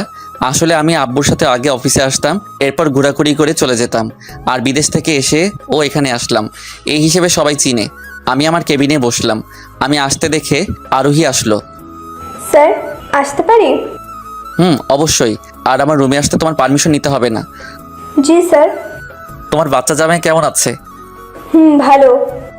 আমি জানি ওর মুখ কালো করার কারণ, তা হলো আরোহীর জামাই রোড অ্যাক্সিডেন্টে পঙ্গু হয়ে গেছে। ওদের আর্থিক অবস্থা ভালো না। মুখ কালো করে আছো কেন? বাড়িতে কোনো সমস্যা? না না না না। বুঝছি, বলতে হবে না। আর হাতে ফাইলগুলো দাও। আজকে কোনো মিটিং আছে? জি স্যার। কার সাথে? RK গ্রুপ অফ ইন্ডাস্ট্রি মালিকের সাথে। ও, আর কয়টার সময় ওরা এখানে আসবে নাকি আমাদের যেতে হবে? স্যার, আসলে ওনারা একটু বিজি, আর আমাদের একটা ঠিকানাও দিয়েছে। আরোহী একটা জায়গার নাম দেখলো। ওকে, চলো তাহলে। এরপর আরোহী আর আমি ওই ঠিকানায় গেলাম। দেখলাম ওটা একটা কফি শপ। আমি ভেতরে ঢুকে যাকে দেখলাম, আমি ভিতরে গিয়ে দেখলাম রিয়া বসে আছে আর মোবাইল টিপতেছে। আমি গিয়ে ওর সামনে দাঁড়ালাম। আমাকে দেখে রিয়া দাঁড়িয়ে গেল। আরে আয়ান, তুমি এখানে? আমারও তো একই প্রশ্ন, তুমি এখানে? আমার একটা কাজ ছিল, এই আর কি, তাই আসা হলো। তোমার কি কাজ শুনি? আমারও সেম। একটা কোম্পানির সাথে আমাদের একটা ডিল আছে, ছোটখাটো একটা মিটিং। ও। রিয়া কি জানি ভাবতে লাগলো। এরপর এদিক ওদিক ঘুরে তাকাতে লাগলো। এরপর যখন আরোহীকে দেখলো, একবার আমার দিকে তাকাচ্ছে, আবার আরোহীর দিকে তাকাচ্ছে। এরপর কি জানি ভেবে উঠে চলে যেতে নিলে আমি হঠাৎ করে হাত ধরে ফেললাম। কি হলো, আপনি উঠে যাচ্ছেন কেন? কি হলো ম্যাম? আর উনি আয়ান চৌধুরী, যার সাথে আপনি মিটিং করার কথা ছিল। আমি আরোহীর মুখে ম্যাম শুনে রিয়ার দিকে তাকালাম। দেখলাম রিয়া মুখ নিচু করে আছে। আপনি অনেক বড় মিথ্যাবাদী। আসলে আমার বড়লোকের মেয়ে, ওটা পরিচয় দিতে ইচ্ছে করে না। ও, তাই বলে আমাকেও মিথ্যা বলবেন? আপনি আমার কে হন যে আপনাকে সত্যি বলতে যাব? ও সরি। হাত ছাড়েন মিস্টার লুচু। কি আমি লুচু? আমি চোখ বড় বড় করে তাকালাম। আরোহী, তোমার স্যারকে বলো ওনাকে কেউ ভয় পায় না, আর বেশি ভয় দেখাতে আসলে সমস্যা আছে, বলে দাও। ম্যাম, আপনারা পূর্ব থেকে পরিচিত নাকি? না। তুমি একটু এদিকে যাও, তোমার স্যারের সাথে কথা আছে। আচ্ছা। এই, তুমি কোথাও যাবে না, এখানে বসো। আরে স্যার, আপনারা কথা বলেন, আমি আপনাদের মাঝে কাবাব মে হাড্ডি হতে চাই না। আরোহী আমাদের সামনে থেকে গিয়ে অন্য পাশে বসলো। এটা কি ছিল? কিছু না, জাস্ট সিনেমার কিছু অংশ। আর আরোহীকে একটু আগে কি বলছিলেন? কেন, তুমি শুনো নাই? এখন আবার তুমি? রিয়া হাসতে লাগলো। আমি ওর দিকে পলকহীনভাবে তাকিয়ে আছি। সমস্যা কি? কোথায়, কিসের সমস্যা? তাহলে এইভাবে তাকিয়েছিলে কেন? ও, এই একটা। হয়েছে, তুতলাতে হবে না, এখন বাড়ি যান। আমি আব্বুকে বলে দিব আপনাদের ফাইলে সাইন করে দিতে। এটা বলে চলে যেতে লাগলো। কিছু দূর গিয়ে আবার এগিয়ে আসলো। ওই, আর কোনো মেয়ের দিকে তাকাবা না। আগে যা ইচ্ছা দেখার দেখি ফেলছো, এখন থেকে যদি কোনো মেয়ের দিকে তাকাও, মেরে তক্তা বানাবো। এটা বলে হাসতে হাসতে চলে গেল। রিয়া চলে যেতেই আরোহী এসে আমার পাশে দাঁড়ালো। দেখা শেষ স্যার। চুপ করো, আর আমি কাউকে দেখতেছি না, চলো। দেখতেছি তো। আমি অফিসে গেলাম। এরপর অফিসের পিয়নকে বলে ঘরের জন্য একটা কাজের মেয়ে আর একটা বাড়ি দারোয়ান ঠিক করলাম। রুমে শুয়ে শুয়ে ভাবতেছি রিয়া কি বলল, সবকিছু যেন মাথার উপর দিয়ে যাচ্ছে। হঠাৎ দরজায় ঠকঠক আওয়াজ হতে লাগলো। আমি গিয়ে দরজা খুলে দিলাম। দেখলাম কাজের মেয়েটা। কি হলো? ভাইজান, খেতে আসেন। আচ্ছা, আপনি যান, আমি আসছি। এরপর নিচে গিয়ে খাওয়া দাওয়া করলাম, কিন্তু খাওয়ায় তৃপ্তি মিলছে না, কিছু একটা কম হয়েছে মনে হয়। আমি রুমে গিয়ে ঘুম দিলাম। সকালে দেখি ফোন বাজতেছে। আমি ঘুম ঘুম চোখে হ্যালো, কে বলতেছেন? আমি তোমার বউ বলতেছি। এটা শুনে লাফ দিয়ে উঠলাম। মোবাইলটা কান থেকে নিয়ে নাম্বার চেক করতেছি কে ফোন দিছে আর বউ বা কে। মজা না করে কে, নাম বলেন। আমি আয়ান চৌধুরীর বউ, মিসেস রিয়া চৌধুরী। ও, এটা বলে ফোন কেটে দিলাম। আবার কম্বল টেনে ঘুমিয়ে পড়লাম। হঠাৎ মনে হলো আমার রুমে কেউ একজন এসেছে। দরজা খোলার আওয়াজ পেলাম। আমি না উঠে কম্বলের ভিতর দিয়ে যা দেখলাম, তাড়াতাড়ি কম্বল ফেলে উঠে পড়লাম। আপনি এখানে কেন? আর আমার রুমে বা কাপড় বদলাচ্ছেন কেন? আমি জানতাম আমি আসার সাথে সাথে তুমি জেগে গেছো, আর আমি ডাকলে হয়তো ঘুমের ভান করে শুয়ে থাকতে, আর আমার ইচ্ছে হলো তাই কাপড় বদলাচ্ছি। এখানে পাল্টাচ্ছেন কেন? আপনার বাড়ি গিয়ে পাল্টান। কিছুদিন পর এটা আমার বাড়ি হবে, বুঝলে? স্বপ্ন দেখা বাদ দাও। আমার কথা না শুনলে জোর করে আদায় করব। মানে কি আদায় করবেন? রিয়া হাতে শাড়ির আঁচল পেঁচাচ্ছে, একবার পেঁচিয়ে আবার খুলে আর আমার দিকে দুষ্ট চাহনি দিয়ে তাকিয়ে আছে। এক পা করে সামনে এগোচ্ছে। আমি রিয়ার মতলব বুঝে পিছনে যেতে লাগলাম। পিছনে যেতে যেতে আবার খাটে পড়ে গেলাম। বেচারা, পালানোরও জায়গা নাই। আপনি রুম থেকে বের হন। আগে আমার জিনিস আদায় করে নেই। আপনি কিন্তু বাড়াবাড়ি করতেছেন। তোমার যেটা ইচ্ছে সেটা ভাবতে পারো। আমি কিন্তু চিৎকার করব। কেউ আসবে না। ঘরের কাজের মেয়েটাও আছে, চলে আসবে। আসলে আসুক, ওকে ভয় পাই না। আমি কিন্তু কি কি করবে শুনি? কি বলবো মুখেও আসতেছে না। ধুর, মাথায় একটা চড় মারলাম। শান্ত হও বেবি, কাছে আসো একটু। এই আপনি এত নির্লজ্জ কেন? আমি ওই রকমই। আমার দুপাশে হাত দিয়ে আস্তে আস্তে আমার মুখের দিকে অগ্রসর হতে লাগলো। আমি ভয়ে চোখ বন্ধ করে ফেললাম। এই মুহূর্তে কেউ আসতো অনেক ভালো হতো। আল্লাহ বাঁচাও। চোখ খুলে দেখি রিয়া আমার ঠোঁটের দিকে এগিয়ে আসছে। ওর ঠোঁটগুলো কাঁপতেছে। আমার ঠোঁটের থেকে রিয়ার ঠোঁটের দূরত্ব 1 ইঞ্চির থেকে বেশি হবে না। যেই না কিস দিবে এমন সময় দরজা ধাক্কাতে লাগলো। ভাইজান ওঠেন, নাস্তা রেডি। আমার বাড়িতে যে মেয়েটা কাজ করে ওর নাম জরিনা। মেয়ে অনেক ভালো আর সম্মানও করে। জরিনা দরজা ধাক্কাতে রিয়ার হুঁশ আসলো। এরপর রাগ করে থমথম করে রুমে দরজা খুলতে গেল। ওই, তুই আরেকটু পরে আসতে পারলি না? এখনই আসার সময় হলো। মাফ করেন আপা, ভুল হয়েছে। ওকে বকে লাভ নাই মিস, এখন যেতে পারেন। আল্লাহ বাঁচাইছে শাকচুনির হাত থেকে। কয়দিন বাঁচাবে? যখন অধিকার পাবো না ছিঁড়ে খাবো। আয় হায়, কয় কি? এদিকে রিয়া রাগে চোখ মুখ লাল হয়ে আছে। আহারে বেচারি, সামান্যর জন্য আশা পূরণ হলো না। হাসতেছো, ভালো করে হাসো। সময় আমারও আসবে, তখন সুদে আসলে একসাথে নিব। দেখা যাবে। বিছানা থেকে উঠে রিয়ার দিকে তাকিয়ে তাকিয়ে আহা কি আনন্দ আকাশে বাতাসে, এত খুশি রাখবো কই। ইচ্ছে করে রিয়া এসে আমার গলা জড়িয়ে ধরে আমার পায়ের উপর উঠে আমার ঠোঁটে ওর ঠোঁট ডুবিয়ে দিল। আচমকা আক্রমণে বোকা বনে গেলাম। আমি খাম্বা হয়ে দাঁড়িয়ে আছি। রিয়ার কিস করা শেষ হলে ঠোঁট মুছে আমার দিকে তাকিয়ে হাসতেছে। মনে হচ্ছে বিশ্ব জয় করে ফেলেছে। এবার হাসো। বেকুব হয়ে ওখানে খাড়া হয়ে দাঁড়িয়ে আছি। এতক্ষণ তো অনেক হাসছো। উফ, তোমার ঠোঁটগুলো কি মিষ্টি। বাবাকে গিয়ে আজকে বলবো। কি বলবে? এই যে আজকে যেটা হলো। মানে? আমার লজ্জা করছে। লজ্জার গুলি মারি। আমাকে কিস করছো, ওটা গিয়ে বাবাকে বলবে? ছি ছি। ওটা না তো। তাহলে কি? আমাদের বিয়ের কথা। জেগে জেগে স্বপ্ন দেখো, সরো সামনে থেকে। আমি রিয়াকে সরিয়ে ওয়াশরুমে ঢুকে A to Z কাজ শেষ করে যখন আয়নায় নিজের মুখ দেখলাম, করে চিৎকার দিয়ে উঠলাম। এ কি হাল হলো আমার? ঠোঁটের অবস্থা 12টা বেজে গেছে। ঠোঁটগুলো লাল ঠকটকে হয়ে আছে, কিছুটা ফুলেও গেছে। আমি ঠোঁটের উপর হাত বোলাতে লাগলাম। এদিকে আমার চিৎকার শুনে রিয়া ওয়াশরুমের দরজা ধাক্কাতে লাগলো। আয়ান, কি হয়েছে আয়ান? দরজা খোলো। পেট নিয়ে আমার ঠোঁটগুলো তেরাভেরা করে আসছে। দরদ দেখাতে আমি ফ্রেশ হয়ে বের হলাম। আয়নার সামনে গিয়ে নিজেকে খুঁটিয়ে খুঁটিয়ে দেখতে লাগলাম। রিয়া আমার অবস্থা দেখে, আয় হায়, এই কি হাল হলো আমার? রিয়ার মুখ থেকে হঠাৎ এমন কথা শুনে ওর দিকে তাকালাম। কি হয়েছে আপনার? চোখে কি জানি পড়ছে, প্লিজ একটু দেখো না। আচ্ছা দাঁড়ান, আমি দেখছি। আমি রিয়ার কাছে গিয়ে ওর চোখ দেখতে লাগলাম, কিন্তু কিছু দেখতে পেলাম না। কই, কিছু তো নাই। মিথ্যা। মিথ্যা না, অনেকটা সত্যি। অনেকটা সত্যি মানে? পাগল টাগল হয়ে গেছেন? দূর। আমি রুম থেকে বের হয়ে নাস্তার টেবিলে বসলাম। দেখলাম অনেক খাবার, কিন্তু কিছু মুখে দিতে ইচ্ছে করছে না। পেটের ক্ষুধাও লাগছে। আমি একটু করে পরোটা ছিঁড়ে মুখে দিব, অমনি রিয়া এসে আমার পাশে বসলো। এত জায়গা থাকতে আমার পাশে কি? দূরে গিয়ে বসেন। আমার জামাইটা এরকম কেন? একটু রোমান্টিক না? আমি এরকমই। সমস্যা নেই, আমি সব ঠিক করিয়ে নিব। অ্যাটলিস্ট আমাকে খেতে তো দিবেন। ফালতু পেঁচাল না করে খাবার ইচ্ছে থাকলে খান, না হলে ভাগেন। থাকবো মানে? এটা আমার ফিউচার বাসা, তো হিসাব করে কথা বলো। ফিউচার বাসাও থাকে, আজ প্রথম শুনলাম। হয়েছে, এখন হা করো। দেখলাম রিয়া একটু পরোটা নিয়ে জল মাখিয়ে আমার মুখের সামনে ধরলো। আমি হা করে তাকিয়ে আছি। কি হলো, খাও। না, আমি নিজেই খেতে পারবো। আপনারটা আপনি নিজেই খান। না, আগে এটা মুখে নাও। না, আমি নিজের মতো খেতে লাগলাম। এরপর খেয়ে ড্রয়িং রুমে বসে আছি, আর চোখে দেখি রিয়া গাল ফুলিয়ে বসে আছে, কিছু খাচ্ছে না। আমি এখন অফিসে চলে যাব, কারো যাওয়ার থাকলে যেতে পারবে। আমি সোফা থেকে উঠে রুমে গিয়ে ব্যাগ না বের হয়ে গাড়িতে বসলাম। একটু পর দেখি রিয়া এসে আমার পাশে বসলো। সামনে বসছেন কেন, পিছনে যান। না। ওঠেন এখান থেকে। না। দেখেন, কোনো মেয়ে আমার পাশে বসলে কীরকম যেন অস্বস্তি লাগে। লাগুক।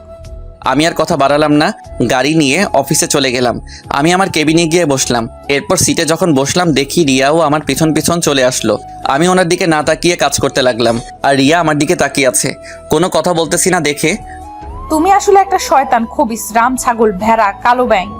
আরও অনেক কিছু বলে থামলো, আর আমার দিকে তাকিয়ে রাগে ফুঁসছে। রিয়া কি বলতে চাই, কি করতে চাই বুঝেও না বোঝার ভান করে থাকলাম। আজ 4 মাস হতে চলেছে। আমি অফিসে চেয়ারে বসে গালে হাত দিয়ে ভাবতে লাগলাম, একটা দিন ফুপি, আঙ্কেল কিংবা রুহিকেও একটু কল দিয়ে জিজ্ঞেস করলো না কেমন আছি, কি করছি, খাইছি, ঘুমাইছি। কিন্তু পাশে থাকলে দেখি ফুপি নিজের ছেলের মতো করে। বাবা মাও নেই, আজ বড্ড একা একা লাগছে। এখন আমার সব কিছু আছে, গাড়ি বাড়ি, তবে বাবার দেওয়া নেই শুধু ভালোবেসে আগলে রাখার মতো মানুষ। রুহিকে কতটা ভালোবাসতাম, কিন্তু ও আমার কথার কোনো গুরুত্ব দিত না। যাকগে, আমার কপালে ছিল। আর এখন বেশ আর কম সবাই আয়ান চৌধুরী নামে ছিল। মাথায় কোনো দুশ্চিন্তা না থাকার কারণে বাবার কোম্পানি, সরি এখন তো নিজের কোম্পানি, রাত দিন কেটে অনেক দূর এগিয়ে গেলাম। আসতে পারি জনাব? আমি রিয়ার দিকে তাকালাম। আজ শাড়ি পরে এসেছে, অনেক কিউট লাগতেছে। হাতে টিফিন বক্স, হয়তো এটাতে করে আমার জন্য কিছু নিয়ে আসছে। এটা এই মেয়েটার প্রতিদিনই কার কাজ। এই 4 মাসে কোনো একটা দিন নেই আমার কাছে আসেনি, কেয়ার করেনি। প্রতিদিন নিজে খাবার নিয়ে আসতো, কখনো হোটেলের খাবার খেতে দিত না। রাতে ফোন দিয়ে খাইছি কিনা, ঘুমাইছি কিনা জিজ্ঞেস করতো। হঠাৎ মনে হলো কেউ একজন কিস করছে। আমি ভ্যাবাচ্চাকা খেয়ে উঠলাম। পাশে দেখি রিয়া। কি সমস্যা তোমার? হ্যাঁ, যখন তখন ঢুকে পড়ো কেবিনে, তোমাকে আসার অনুমতি দিয়েছে কে? আর বেয়াদব মেয়ের মতো যখন তখন গায়ে ঢলে পড়ো কেন? চোখের সামনে থেকে যাও। আমি চিৎকার করে উঠতেই রিয়া ভয়ে কাঁচুমাচু হয়ে নিচের দিকে তাকিয়ে আছে। কি হলো? সরি, এরকম আর হবে না। এটা বলে নিচের দিকে তাকিয়ে আছে। দেখলাম ওর চোখে পানি টলমলো করছে, হয়তো এখন টুপ করে মাটিতে পড়ে যাবে। কিসের সরি? আর প্রতিদিন খাবার আনো, মানুষজন কি ভাবতেছে? চুপ করে আছো কেন, কথা বলো। রিয়া কিছু না বলে কান্না করতে করতে বলতে লাগলো, আমি তোমাকে অনেক জ্বালাই, তোমাকে অনেক বিরক্ত করি, আমি বেয়াদব। হয়েছে, আজকে থেকে তোমার 2 চোখের সামনেও আসবো না।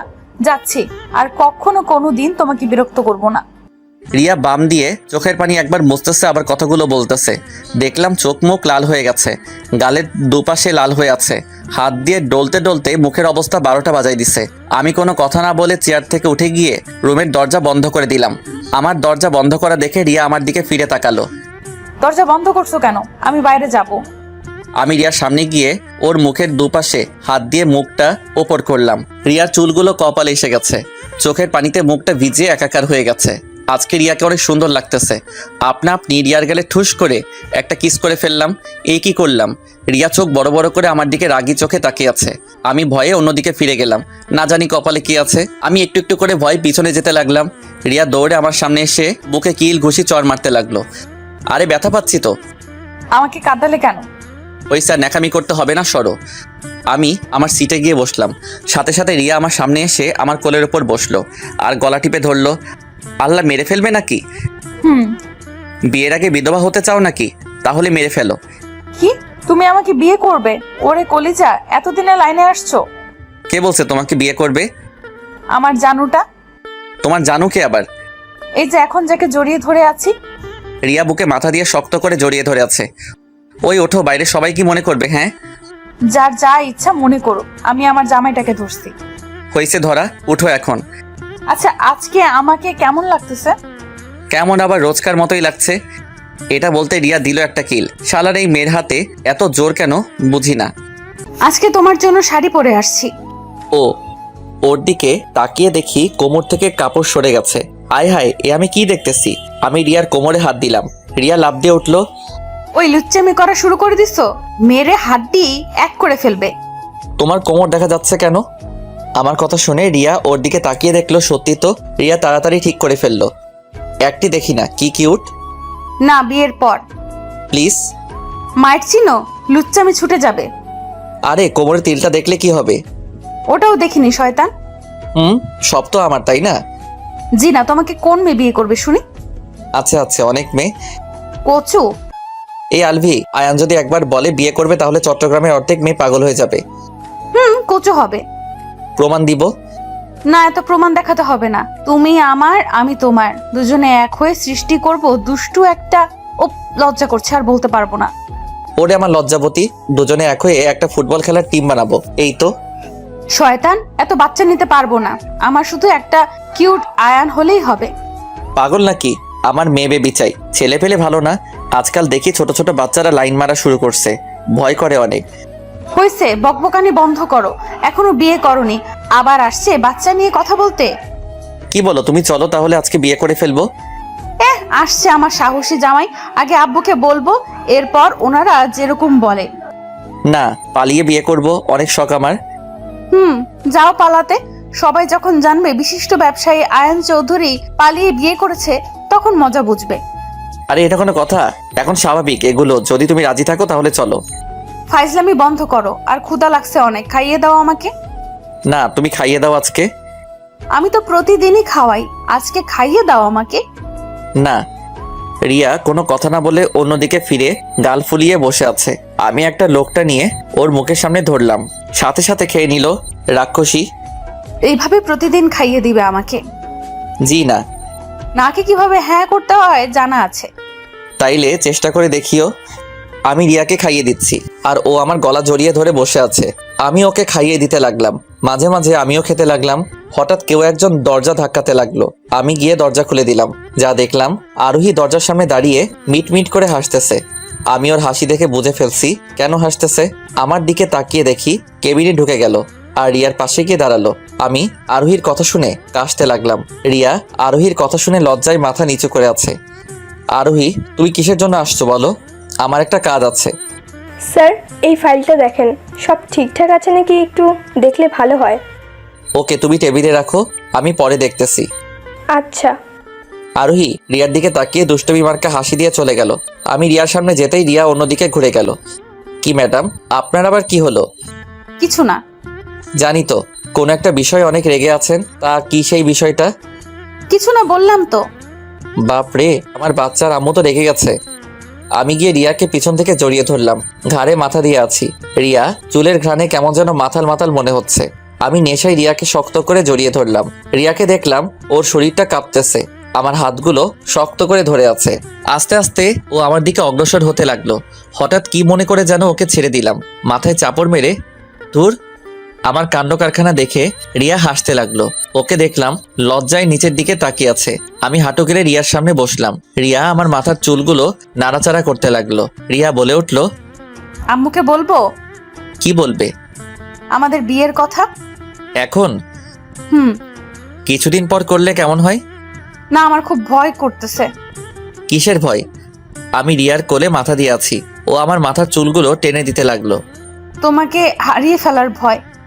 ওরে বাবা, হারিয়ে গেলে কি আর করবে? অন্য কাউকে দেখে বিয়ে করে নিবে। এটা বলতেই আমাকে ধাক্কা দিয়ে উঠে চলে যেতে লাগলো। দরজার মুখ পর্যন্ত গেল। আমি দৌড়ে ওর সামনে গেলাম, গিয়ে হাত ধরলাম, সাথে সাথে ঝাড়ি দিয়ে ছাড়িয়ে নিল। দরজা খুলে চলে যেতে লাগলো। আমি দৌড়ে ওর সামনে গিয়ে কান ধরে বসে পড়লাম। সরি জান, এবারের মতো ক্ষমা করে দাও, আর কখনো এরকম কথা বলবো না। রিয়া কোমরে হাত দিয়ে চোখ বড় বড় করে আমার দিকে তাকিয়ে আছে। কি হলো? সরি বললাম তো, প্লিজ শেষবারের মতো ক্ষমা করে দাও। আমি আস্তে আস্তে রিয়ার হাত ধরলাম। রিয়া কোনো কাণ্ডজ্ঞান নেই, হা করে তাকিয়ে আছে।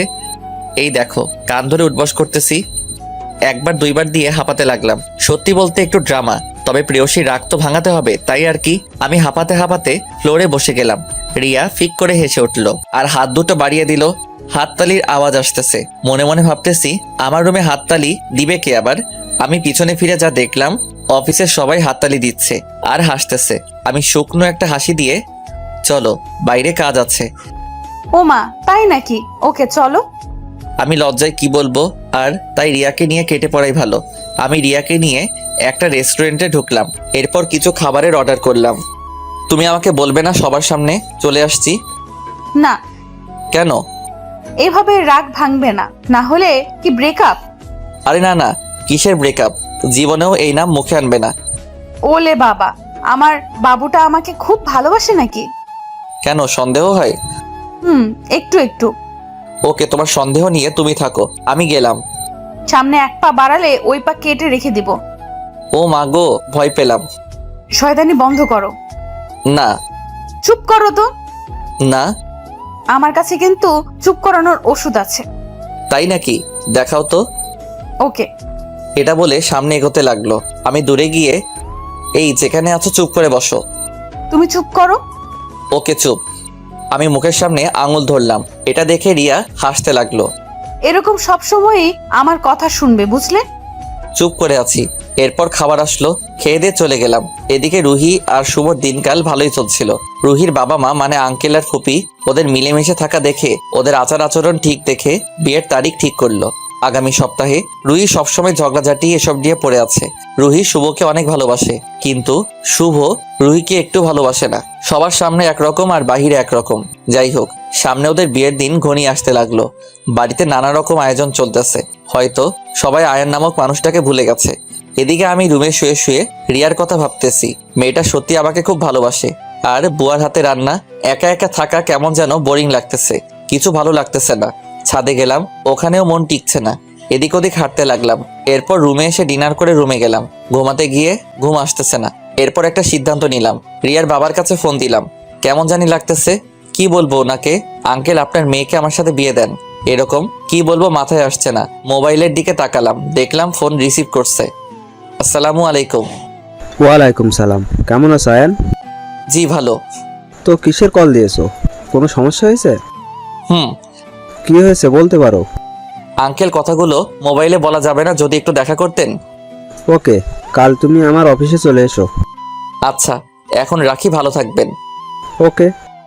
আমি পাশে মোবাইল রেখে ঘুমিয়ে গেলাম। সকালে উঠে ফ্রেশ হয়ে নাস্তা করে নিলাম। এরপর অফিসে গিয়ে টুকটাক কিছু কাজ ছেড়ে আরোহীকে সহ গাড়ি নিয়ে আবার আঙ্কেলের অফিসে গেলাম। আরোহী, আমার না খুব ভয় করতেছে। কি যে বলেন না স্যার, রিয়া ম্যাডামের বাবাকে কি বলবেন?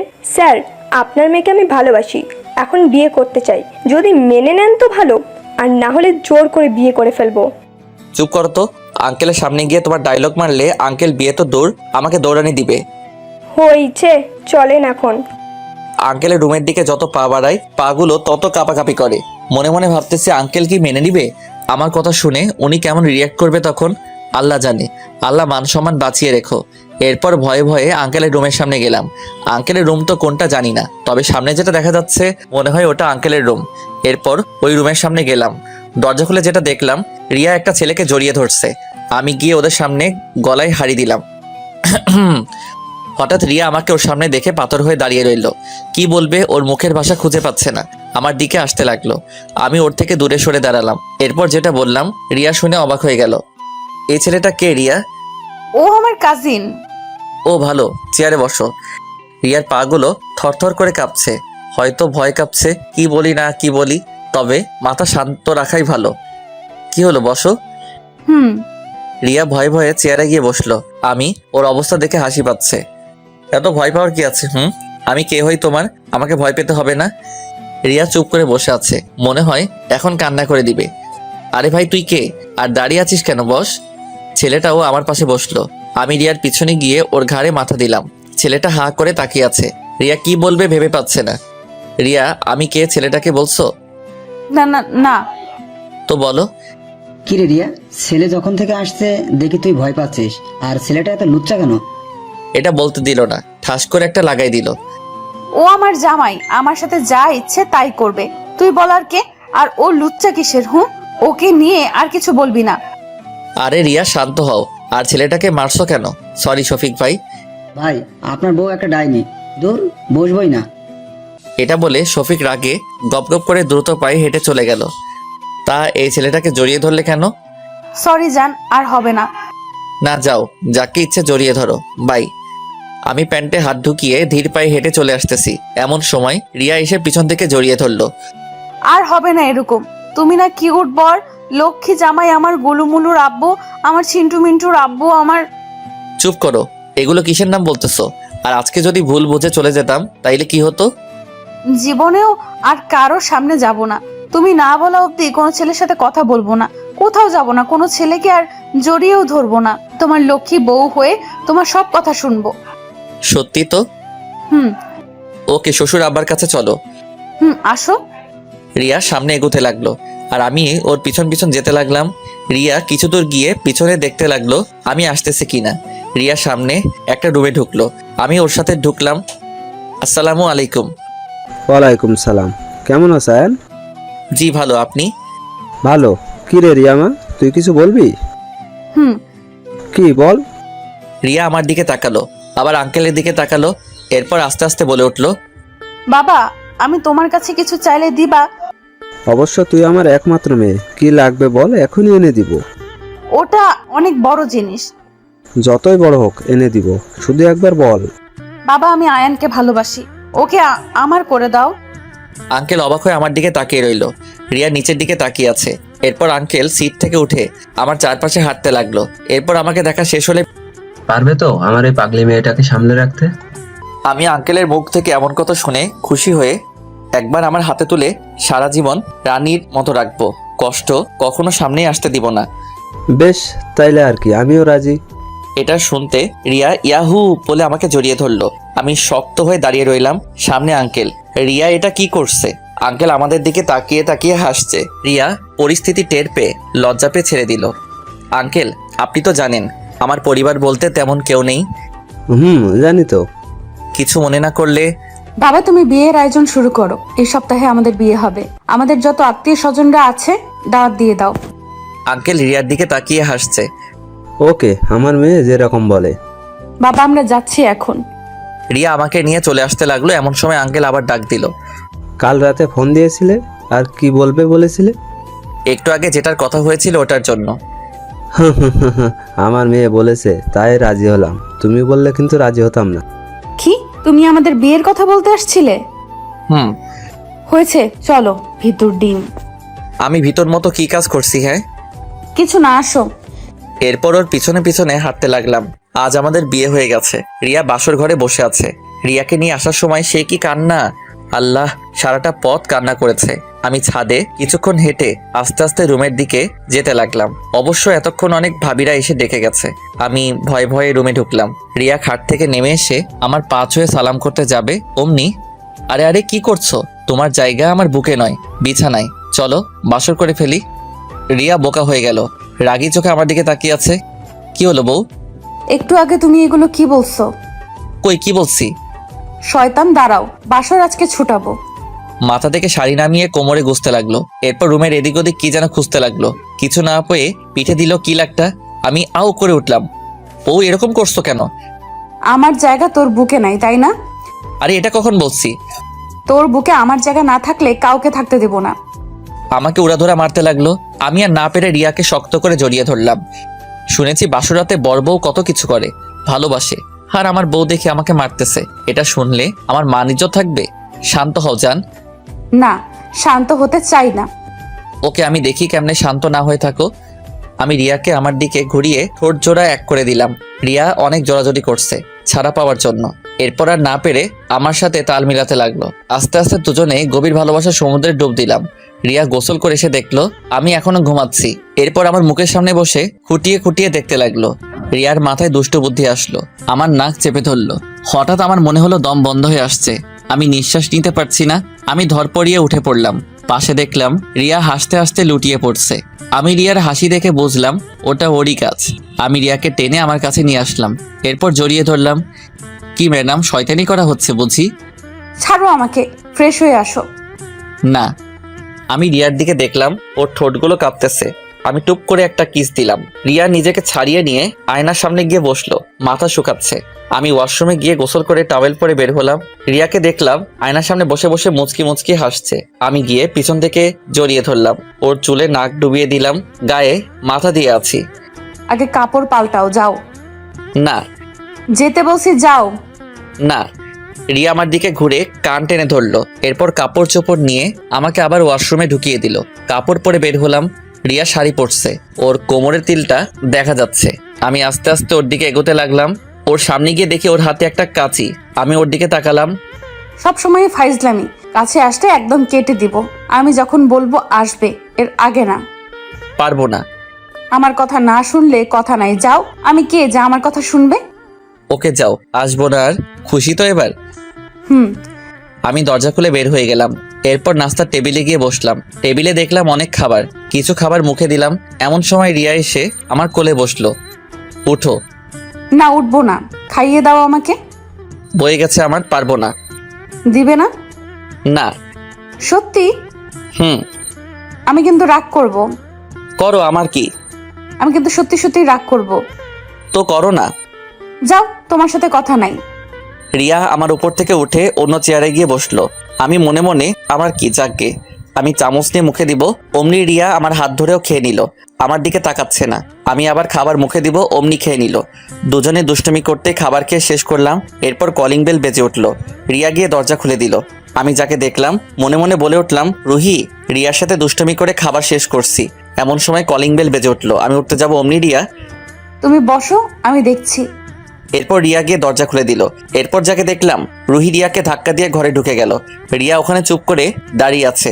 হয়তো ভাবতে পারছিল না এমন কিছু হবে। আর এই মেয়েটাই বা কে? এই মেয়ে, আপনি কে? আমাদের বাড়িতে ঢুকেছেন আবার আমাকে ধাক্কা দিয়ে? রুহি চুপ করে সোফার উপর বসে আছে, কোনো কথা বলছে না। কি হলো বলেন, আপনি কে? রিয়া, এদিকে আসো। রিয়া চুপটি করে এসে দুই হাত দিয়ে জড়িয়ে ধরে আমার পাশে বসলো। এটা দেখে রুহি চোখ বড় বড় করে আমার দিকে তাকিয়ে আছে। আয়ান, কে এই মেয়ে? তোকে জড়িয়ে ধরেছে কেন? আমি আমার স্বামীকে জড়িয়ে ধরছি, অন্য কাউকে না। আর আপনি বলার কে? এই মেয়ে, তুই যদি আরেকবার কথা বলিস। রিয়ার দিকে রাগি চোখে তাকিয়ে আছে, মনে হচ্ছে এখনই গিলে খাবে। আর একবার কথা বললে কি, হ্যাঁ? আমার বাসায় এসে আমাকে ধমক দিচ্ছেন? আমি বোকাশোকা হয়ে দুই পেতনির ঝগড়া দেখতেছি। ওই তুই চুপ নাকি? চুপ করব কেন? রুহি রাগে রিয়ার দিকে আসতে লাগলো। যেই না রিয়ার কাছে আসবে, রুহি তোর সিটে গিয়ে বস, আমি বলছি। এই মেয়েটা যেন আর কথা না বলে, যা বলার তুই বল। আয়ান, আমার কিন্তু রাগ হচ্ছে। একটা অচেনা অজানা মেয়ে এসে আমাকে চুপ করতে বলছে, তুমি কিছু বলো। রুহি রাগে ফায়ার হয়ে এসে রিয়ার চুল ধরলো। একে অপরের সাথে মারামারি লেগে গেছে। একজনে বলছে তোকে আজকে এখানে পুঁতে রেখে দিব, আরেকজনে বলছে তুই আমার বাড়ি এসে আমাকে ধমক দিস, তোকে আজকে খাইছি। আহ, কি মজার না দৃশ্য। পরে কি হচ্ছে বুঝতে পেরে ছুটাতে গিয়ে দেখি দুজনে এক্সপার্ট, কেউ কাউকে ছাড়তেছে না। পরে রাগ করে ঠাস করে একটা রিয়ার গালে চর বসিয়ে দিলাম। একটা থাপ্পড়ে দুজনের ঝগড়া শেষ। রুহি হেসে হেসে সোফাতে গিয়ে বসলো, আর রিয়া আমার দিকে অবাক হয়ে তাকিয়ে আছে। আর ওর চোখ দিয়ে টুপটুপ করে পানি বের হচ্ছে। ওর হাত পাগুলো কাঁপছে, চোখ দুটো লাল হয়ে গেছে। সরি রিয়া, ভুল হয়েছে। কি করে বসছি জানি না। আমি রিয়ার হাত ধরতে গেলে রিয়া ঝাড়ি মেরে দৌড়ে উপরে চলে গেল। হয়তো রুমে গিয়ে এখন কান্না করবে। আমি ধপ করে সোফার উপর বসে পড়লাম, মাথায় হাত দিয়ে বসে আছি। রুহি এড়ে আমার পাশে বসলে আমি দূরে সরে বসলাম। মেয়েটা কে আয়ান? তুই এখানে কেন আসছিস? মেয়েটা কে? দেখ, তোর কারণে ওকে থাপ্পড় মারছি। প্লিজ এমন কিছু করিস না যাতে আমাদের সংসার ভেঙে যায়। কি সংসার? কিসের সংসার? কার সংসার? রিয়া অবাক হয়ে দাঁড়িয়ে গেল। রুহি, তুই শান্ত হয়ে বস আর আমার কথাগুলো শোন। না, এরকমই বল। একটু আগে যার সাথে ঝগড়া করলি সে হচ্ছে রিয়া, আমার বউ। আর আমাদের বিয়ে হয়েছে কালকে। তুই বিয়ে করেছিস? হুম। আমাদের একটু বলার প্রয়োজন মনে করলি না? তুই নিজেই ঘর থেকে বের করে আবার বলিস তোকে কেন বলিনি। এখানে কেন আসছিস তুই, ওটা বল। তুই আমার সাথে এভাবে কেন কথা বলছিস? কিভাবে বলছি? হ্যাঁ, তুই অনেক পাল্টে গেছিস আয়ান। আমার আগের আয়ান শেষ হয়ে গেছে। রুহি কান্না করতে করতে চলে গেল। ও রুমে গিয়ে দরজা বন্ধ করে দিল। আমি মনে মনে ভাবতেছি কোন জ্বালায় পড়লাম আল্লাহ জানে, সামনে কোন ঝামেলায় পড়ি। আল্লাহ সব ঝামেলা থেকে উদ্ধার করো। আমি আস্তে আস্তে রুমে গেলাম। গিয়ে দেখি রুমের দরজা খোলা। আমি ভয়ে ভয়ে রুমে ঢুকলাম। রিয়াকে দেখলাম বেলকনিতে দাঁড়িয়ে দাঁড়িয়ে কান্না করছে। কিছুক্ষণ পরপর হাতের উল্টো পৃষ্ঠা দিয়ে পানি মুছতেছে। আমি গিয়ে পিছন থেকে জড়িয়ে ধরলাম। বউ, এরকম করো না, আগে আমার কথা শুনো। না, তোর সাথে কোনো কথা নাই, যা আমার চোখের সামনে থেকে। সত্যি চলে যাব। যা, তোকে যেন আমার চোখের সামনে না দেখি। যাচ্ছি কিন্তু। হুম। আমি যাচ্ছি এবার। রিয়াকে তখনও জড়িয়ে ধরে আছি। রিয়া আমার দিকে ফিরে আমার গলা চেপে ধরলো। তুই অন্য একটা মেয়ের জন্য আমাকে মারলি, তোকে আজ মেরে ফেলবো। তাই নাকি? দেখি মারো, তোমার হাতে মরতেও রাজি আছি। মরার খুব শখ না? শুধু তোমার হাতে। রিয়া আমার গলা চেপে ধরলো। যখন একটু জোরে চেপে ধরলো, মাটিতে লুটিয়ে পড়লাম। রিয়া আমার মাটিতে পড়ে যেতে নিলে আমাকে ধরে ফেললো। এরপর কোনো মতে বিছানায় নিয়ে গিয়ে ফেললো। আমি চোখ বন্ধ করে মরার মতো শুয়ে আছি। রিয়া আমার এই অবস্থা দেখে হাতের পালস চেক করতে লাগলো। এরপর বুকে কান দিয়ে দেখতে লাগলো, হয়তো বুঝতে পেরেছে আমি মরিনি। এরপর পানি এনে একটু করে আমার মুখে মারলো। দেখলো আমি চোখ খুলতেছি না। এটা দেখে রিয়া কান্না করে দিবে এমন অবস্থা হয়ে গেছে। আয়ান ওঠো, কি হয়েছে তোমার? আয়ান, আয়ান। আমার ডাকতে লাগলো আর কান্না করছে। আমার বুকের উপর শুয়ে ফুপিয়ে ফুপিয়ে কান্না করছে। এরপর মনে মনে ভাবলাম আর না কাঁদালেই ভালো। রিয়া আমাকে কতটা ভালোবাসে জানি না, তবে আমার থেকে বেশি ভালোবাসে। আমি রিয়াকে জড়িয়ে ধরলাম। এরপর ওকে নিচে পেলে ওর উপরে উঠে বসলাম। এতক্ষণে বুঝতে পেরেছে আমি ভঙ্গ ধরছি। আমার জানটা অনেক কান্না করছে। দেখি চোখের পানিগুলো মুছে দিতে যাব, এমন সময় রিয়া আমাকে নিচে ফেলে আমার উপর রিয়া উঠে গেল। তুই অনেক ভং ধরতে জানিস, আমাকে অনেক কাঁদাতে জানিস, আমাকে কাঁদানো ছোটাচ্ছি। হঠাৎ রিয়া আমার মুখে কামড় দিয়ে বসলো। এরপর ঠোঁটে অত্যাচার শুরু করলো। রিয়া যেভাবে চুমু দিচ্ছে এগুলো চুমু না, আল্লাহ। এক হাতে বুকে চিমটি দিয়ে ধরছে, অন্য হাত দিয়ে আমাকে ধরে জোরে জোরে চুমু খাচ্ছে। মনে হচ্ছে আজকে আমি শেষ। আল্লাহ, আমার ঠোঁট ছেঁড়াবেড়া বানাই ফেলছে। রিয়া আমার উপর থেকে যখন উঠলো, ঠোঁটে হাত দিয়ে দেখি রক্ত। আমি লাফিয়ে উঠে পড়লাম। এরপর আয়নার সামনে গিয়ে অবাক, আমার গালে রিয়ার দাঁতের ছাপ বসে গেছে, ঠোঁট দিয়ে রক্ত পড়তেছে। আমার মোট কথা আমার মুখের 12টা বাজাই দিছে। রিয়ার দিকে তাকিয়ে দেখে হাসতেছে, মনে হচ্ছে কোনো বিশ্বযুদ্ধ করে বিজয় হয়েছে। আমি গালে হাত দিয়ে রিয়ার কাছে গেলাম। ওলে আমার বাবুলে, দেখি আমার জানের কি হয়েছে। আমার হাতটা গাল থেকে সরিয়ে দেখলো ওর দাঁতের ছাপ বসে গেছে। ব্যথা হচ্ছে না, অনেক মজা লাগতেছে। রাগ করছো নাকি? না, খুশি হয়েছি। রিয়া আমাকে টেনে ওর পাশে বসালো। দাঁড়াও, ভালো করে দিচ্ছি। এটা বলে টুপ করে আরেকটা চুমু দিল গালে। গালে হাত দিয়ে দেখতে লাগলো আর হাসছে। ভালো করে হাসো, এখন বাইরে গেলে সবাই হাসবে। যার ইচ্ছে সে হাসুক, তাতে তোমার কি? আচ্ছা সরো, রেডি করে দাও, অফিসে যাব। অন্য গালে আরেকটা দিব কামড়। না। তাহলে চুপ করে বসে থাকবে। অফিসে না গিয়ে করব কি? চলো আবার শুরু করি। আমার দিকে দুষ্টমি মার্কা চোখ দিয়ে তাকিয়ে আছে। না, এখন কোনো দুষ্টমি চলবে না, চলো ছাদে যাই। আরে ওখানে তো অনেক রোদ। ও, তাহলে চলো ঘুমাই, আসো। আবার ঘুমাবে? হুম। তুমি ঘুমাও, আমি তোমার জন্য দুপুরের লাঞ্চ তৈরি করব। তোমার কোনো কাজ করতে হবে না, তুমি শুধু আমার কাজ করবে, বুঝলে? আমি রিয়াকে নিয়ে কম্বলের ভিতর ঢুকে ওকে জড়িয়ে ধরে শুয়ে পড়লাম। কতক্ষণ ঘুমাইছি জানি না, তবে পাশে হাত দিয়ে দেখি রিয়া নেই। আমি উঠে পড়লাম।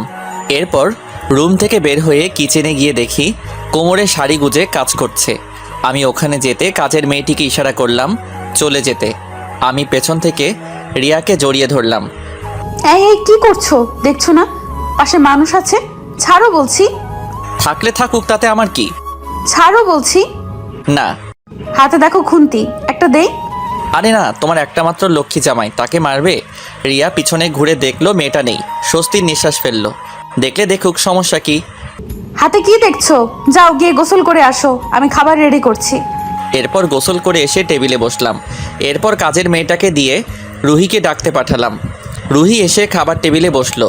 দেখলাম চোখ দুটো লাল টকটকে হয়ে গেছে, কিছুটা ফুলেও গেছে। আমার দিকে দেখো। খাবার খেয়ে নাও আগে। আচ্ছা দাঁড়াও, আমি খাইয়ে দেই, আর তুমি আমাকে খাইয়ে দাও। রিয়াকে আমার মুখের সামনে খাবার ধরতে রুহি যেটা করলো, রিয়া আর আমি অবাক হয়ে গেলাম।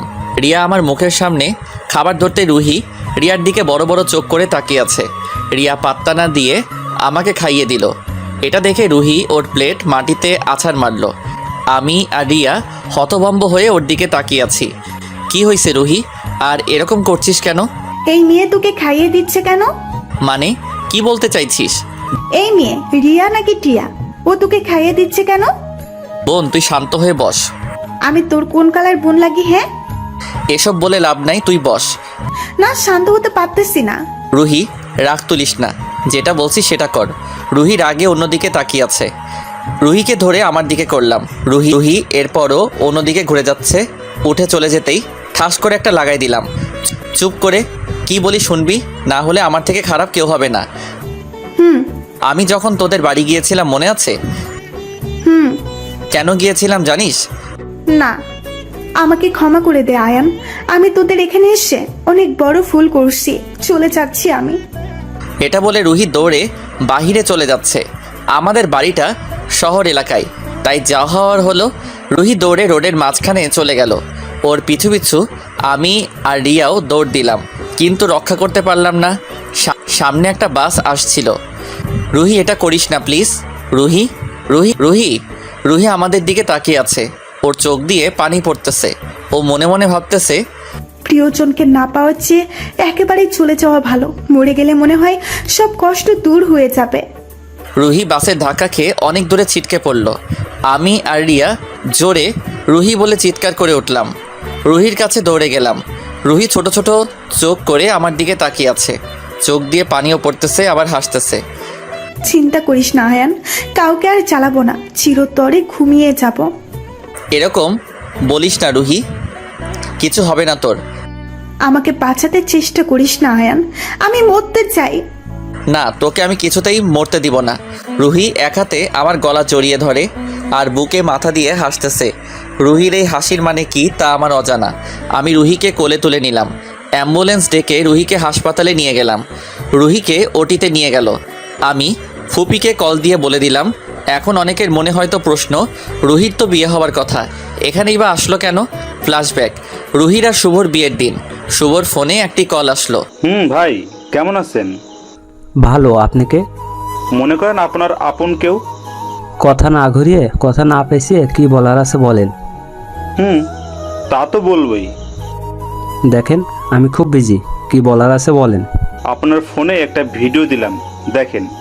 আর আমাকে কিছু বলতে হবে না, আপনি নিজেই ভিডিওটা দেখলে বুঝতে পারবেন। এটা বলে ওই অচেনা লোকটি কল কেটে দিল। এরপর শুভ ওই ইমোতে গিয়ে দেখে একটা অচেনা নাম্বার থেকে ভিডিও আসছে। এরপর শুভ যেটা দেখলো, ওর মন খুশিতে ভরে উঠল। মনে মনে বলে উঠল, পাইছি রুহি চৌধুরী।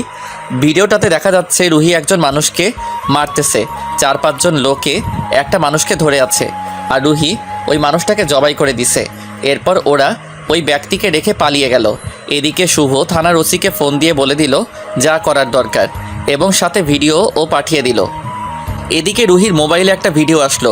ওর যা দেখলো, হাত থেকে মোবাইল পড়ে গেল। ও একটা লোককে খুন করছে। আর এটার ভিডিও বা কে করলো? রুহি বেনারসি খুলে নর্মাল কাপড় পরে চুপি চুপি ঘর থেকে বের হয়ে গেল। এরপর কি করবে ভেবে ঢাকার বাসে উঠে পড়ল। এরপর ওর বাবার মোবাইলে একটা মেসেজ দিয়ে দিল। ওখানে লেখা ছিল, বাবা, আমি আয়ানকে ভালোবাসি, তাই ওর কাছে চলে যাচ্ছি। আর আমাকে কেউ খুঁজলে বলবে পালিয়ে গেছি। আমার জন্য তোমরা কেউ চিন্তা করো না। আল্লাহ হাফেজ। এরপর তো আপনারাই জানেন কি হলো। 2 ঘন্টা পর ডাক্তার বের হলো। আমি দৌড়ে ডাক্তারের কাছে গেলাম। এরপর ডাক্তার যেটা বলল সেটা শুনে আমার মাথায় আকাশ ভেঙে পড়ল। সব কিছু কেমন যেন অন্ধকার অন্ধকার মনে হচ্ছে। আপনার পেশেন্টের অবস্থা তেমন ভালো না, আর আমরা আমাদের যথেষ্ট চেষ্টা করেছি, কিছুই হয়নি। বাকি সব আল্লাহর হাতে। ওনার হাতে বেশি জোর 2 ঘন্টা অথবা 3 ঘন্টা সময় আছে। আপনারা কথা বলতে চাইলে কিছুক্ষণ পর দেখা করে আসেন। আমি রিয়ার দিকে তাকালাম, দেখলাম ওর চোখে পানি। আমি কোনো মতে পা নাড়াতে পারছি না। ধপ করে চেয়ারে বসে পড়লাম। চোখ দিয়ে টুপটুপ করে পানি পড়তেছে। রিয়া এসে পাশে বসলো। এরপর কষ্ট করে উঠে আস্তে আস্তে রুহি রুমের দিকে পা বাড়ালাম। রুহির সারা মাথায় ব্যান্ডেজ দিয়ে পেঁচানো। আমি গিয়ে ওর পাশে বসলাম। এরপর ওর হাত দুটো আমার হাতে নিলাম। রুহি রুহি মিটমিট করে চোখ খুললো। আমি ওর দিকে তাকাতে পারছি না, কষ্টে বুক ফেটে যাচ্ছে। তোকে অনেক কষ্ট দিচ্ছি না, মাফ করে দে আমাকে। এরকম করে বলিস না, তোর কিছু হবে না। না রে, আমি অনেক খারাপ, অনেক অনেক খারাপ। আমার মতো মেয়ে দুনিয়ায় না থাকাই ভালো। রুহি, তুই কেন এরকম করতে গেলি? তুই জানিস না তোর সাথে কথা না বলে থাকতে পারি না। তুই অন্য কারো হয়ে গেছিস, আমি কি করে তা মানবো বল? তার থেকে না থাকাই ভালো। রুহির কথা বলতে অনেক কষ্ট হচ্ছে, তা দেখে বোঝা যাচ্ছে। ভাবি কোথায়? এই তো। রিয়া এসে আমার পাশে দাঁড়ালো। আমি আপনাকে অনেক কষ্ট দিছি, প্লিজ আমাকে মাফ করে দেন। আমার কপালে লেখা ছিল না, এতে আপনার কোনো দোষ নেই, সব দোষ আমার। আপনি কেন গাড়ি কাছে গিয়েছিলেন? আয়ান, একটু এদিকে আয় প্লিজ। আমাকে একটু তোর বুকে নে না প্লিজ। আমাকে একটু বললে হতো। আমি রুহির মাথা আমার বুকের সাথে নিলাম, সাথে ওর কপালে একটা চুমু দিলাম। রুহি আমার দিকে তাকিয়ে আছে আর কান্না করতেছে। পাগলি, কান্না করছিস কেন? না, সুখে কান্না করছি। ভাবি, আপনার হাতটা একটু এদিকে দেন। রুহি আমার হাত আর রিয়ার হাত এক করে দিয়ে আমার কপালে ছিল না ভাবি, জানেন ছোট থেকে ওকে ভালোবাসতাম, কিন্তু সঠিক সময়ে বলতে পারিনি। আর যাই হোক, ওকে কখনো কষ্ট দিয়েন না। আর আয়ান, ভাবিকেও কখনো কষ্ট দিবি না, বুঝছিস? হুম। ক- ক- ক- আয়ান, ডাক্তার ডাক্তার, একটু এদিকে আসেন, দেখেন রুহির কি হয়েছে। আমি চিৎকার করতে করতে রুহি আস্তে আস্তে নরম হয়ে আসলো। এরপর হাত ছেড়ে দিল। আমি ওকে জড়িয়ে ধরে কান্না করতে লাগলাম। এরপর ফুপি আর আঙ্কেল এসে রুহিকে নিয়ে গেল। ওকে দাফন করার পর বাড়ি চলে আসলাম। 2 বছর পর আমাদের একটা ছেলে হয়েছে, নাম আদ্রিয়ান। আমার ছেলেটা কি করে? বাবা, এখনও ঠিকমতো কথা বলতে পারে না, শুধু মা বাবা এই দুটো জানে। হামাগুড়ি দিয়ে আমার কাছে আসলো, এরপর আমার উপর উঠলো। আমরা বাবা ছেলে দুষ্টুমি করছি, এমন সময় রিয়া আসলো। রিয়া ঘেমে একাকার, শাড়ির কোমরে গুজানো। যাও বাচ্চাটাকে গোসল করিয়ে আনো। কি আমি? তুমি ছাড়া কে তাহলে? আজকে শুক্রবার, একদিন ছুটি, এখানেও কাজ করতে হবে। যাও তাড়াতাড়ি। আচ্ছা। এরপর আমার কলিজার টুকরো বাবা ছেলে গোসলে ঢুকলাম। শালার এই পিচ্চি পানি পাইলে হইছে, পানি নিয়ে খেলা করতেছে। এরপর ওকে নিয়ে বের হলাম। দুপুরে খাওয়া দাওয়া করে ঘুমিয়ে গেলাম। ঘুরতে ফিরতে সময় চলে গেল। রাতে খাবার খেয়ে বিছানায় ঘুমাতে গেলাম। আদ্রিয়ান মাঝখানে, রিয়া অন্য পাশে। আমি গিয়ে রিয়ার পাশে শুতে যাব, অমনি মায়ের একটাও নিচে পড়বে না, ওদিকে যাও। এরকম করতেছো কেন জান? ফাজলামি করো, যেটা বলছি ওটা করো। জি ম্যাম। আমাদের ঝগড়া দেখে আমার বাচ্চা ছেলেটাও হাসতেছে। দূর শালার, অন্যদিকে ফিরে শুয়ে আছি, কিছু বলতেও পারি না। আবার রাগ করলে নিজেকে ভাঙাতে হবে, একটাই সমস্যা, প্রেম করে বিয়ে করলেই হয়েছে। শালার বউয়ের কথা শুনতে শুনতে কান ঝালাপালা হয়ে গেছে। রিয়া আর আদ্রিয়ান দুজনে হাসতেছে, আমি কানে আঙুল ঢুকিয়ে ঘুমিয়ে গেলাম।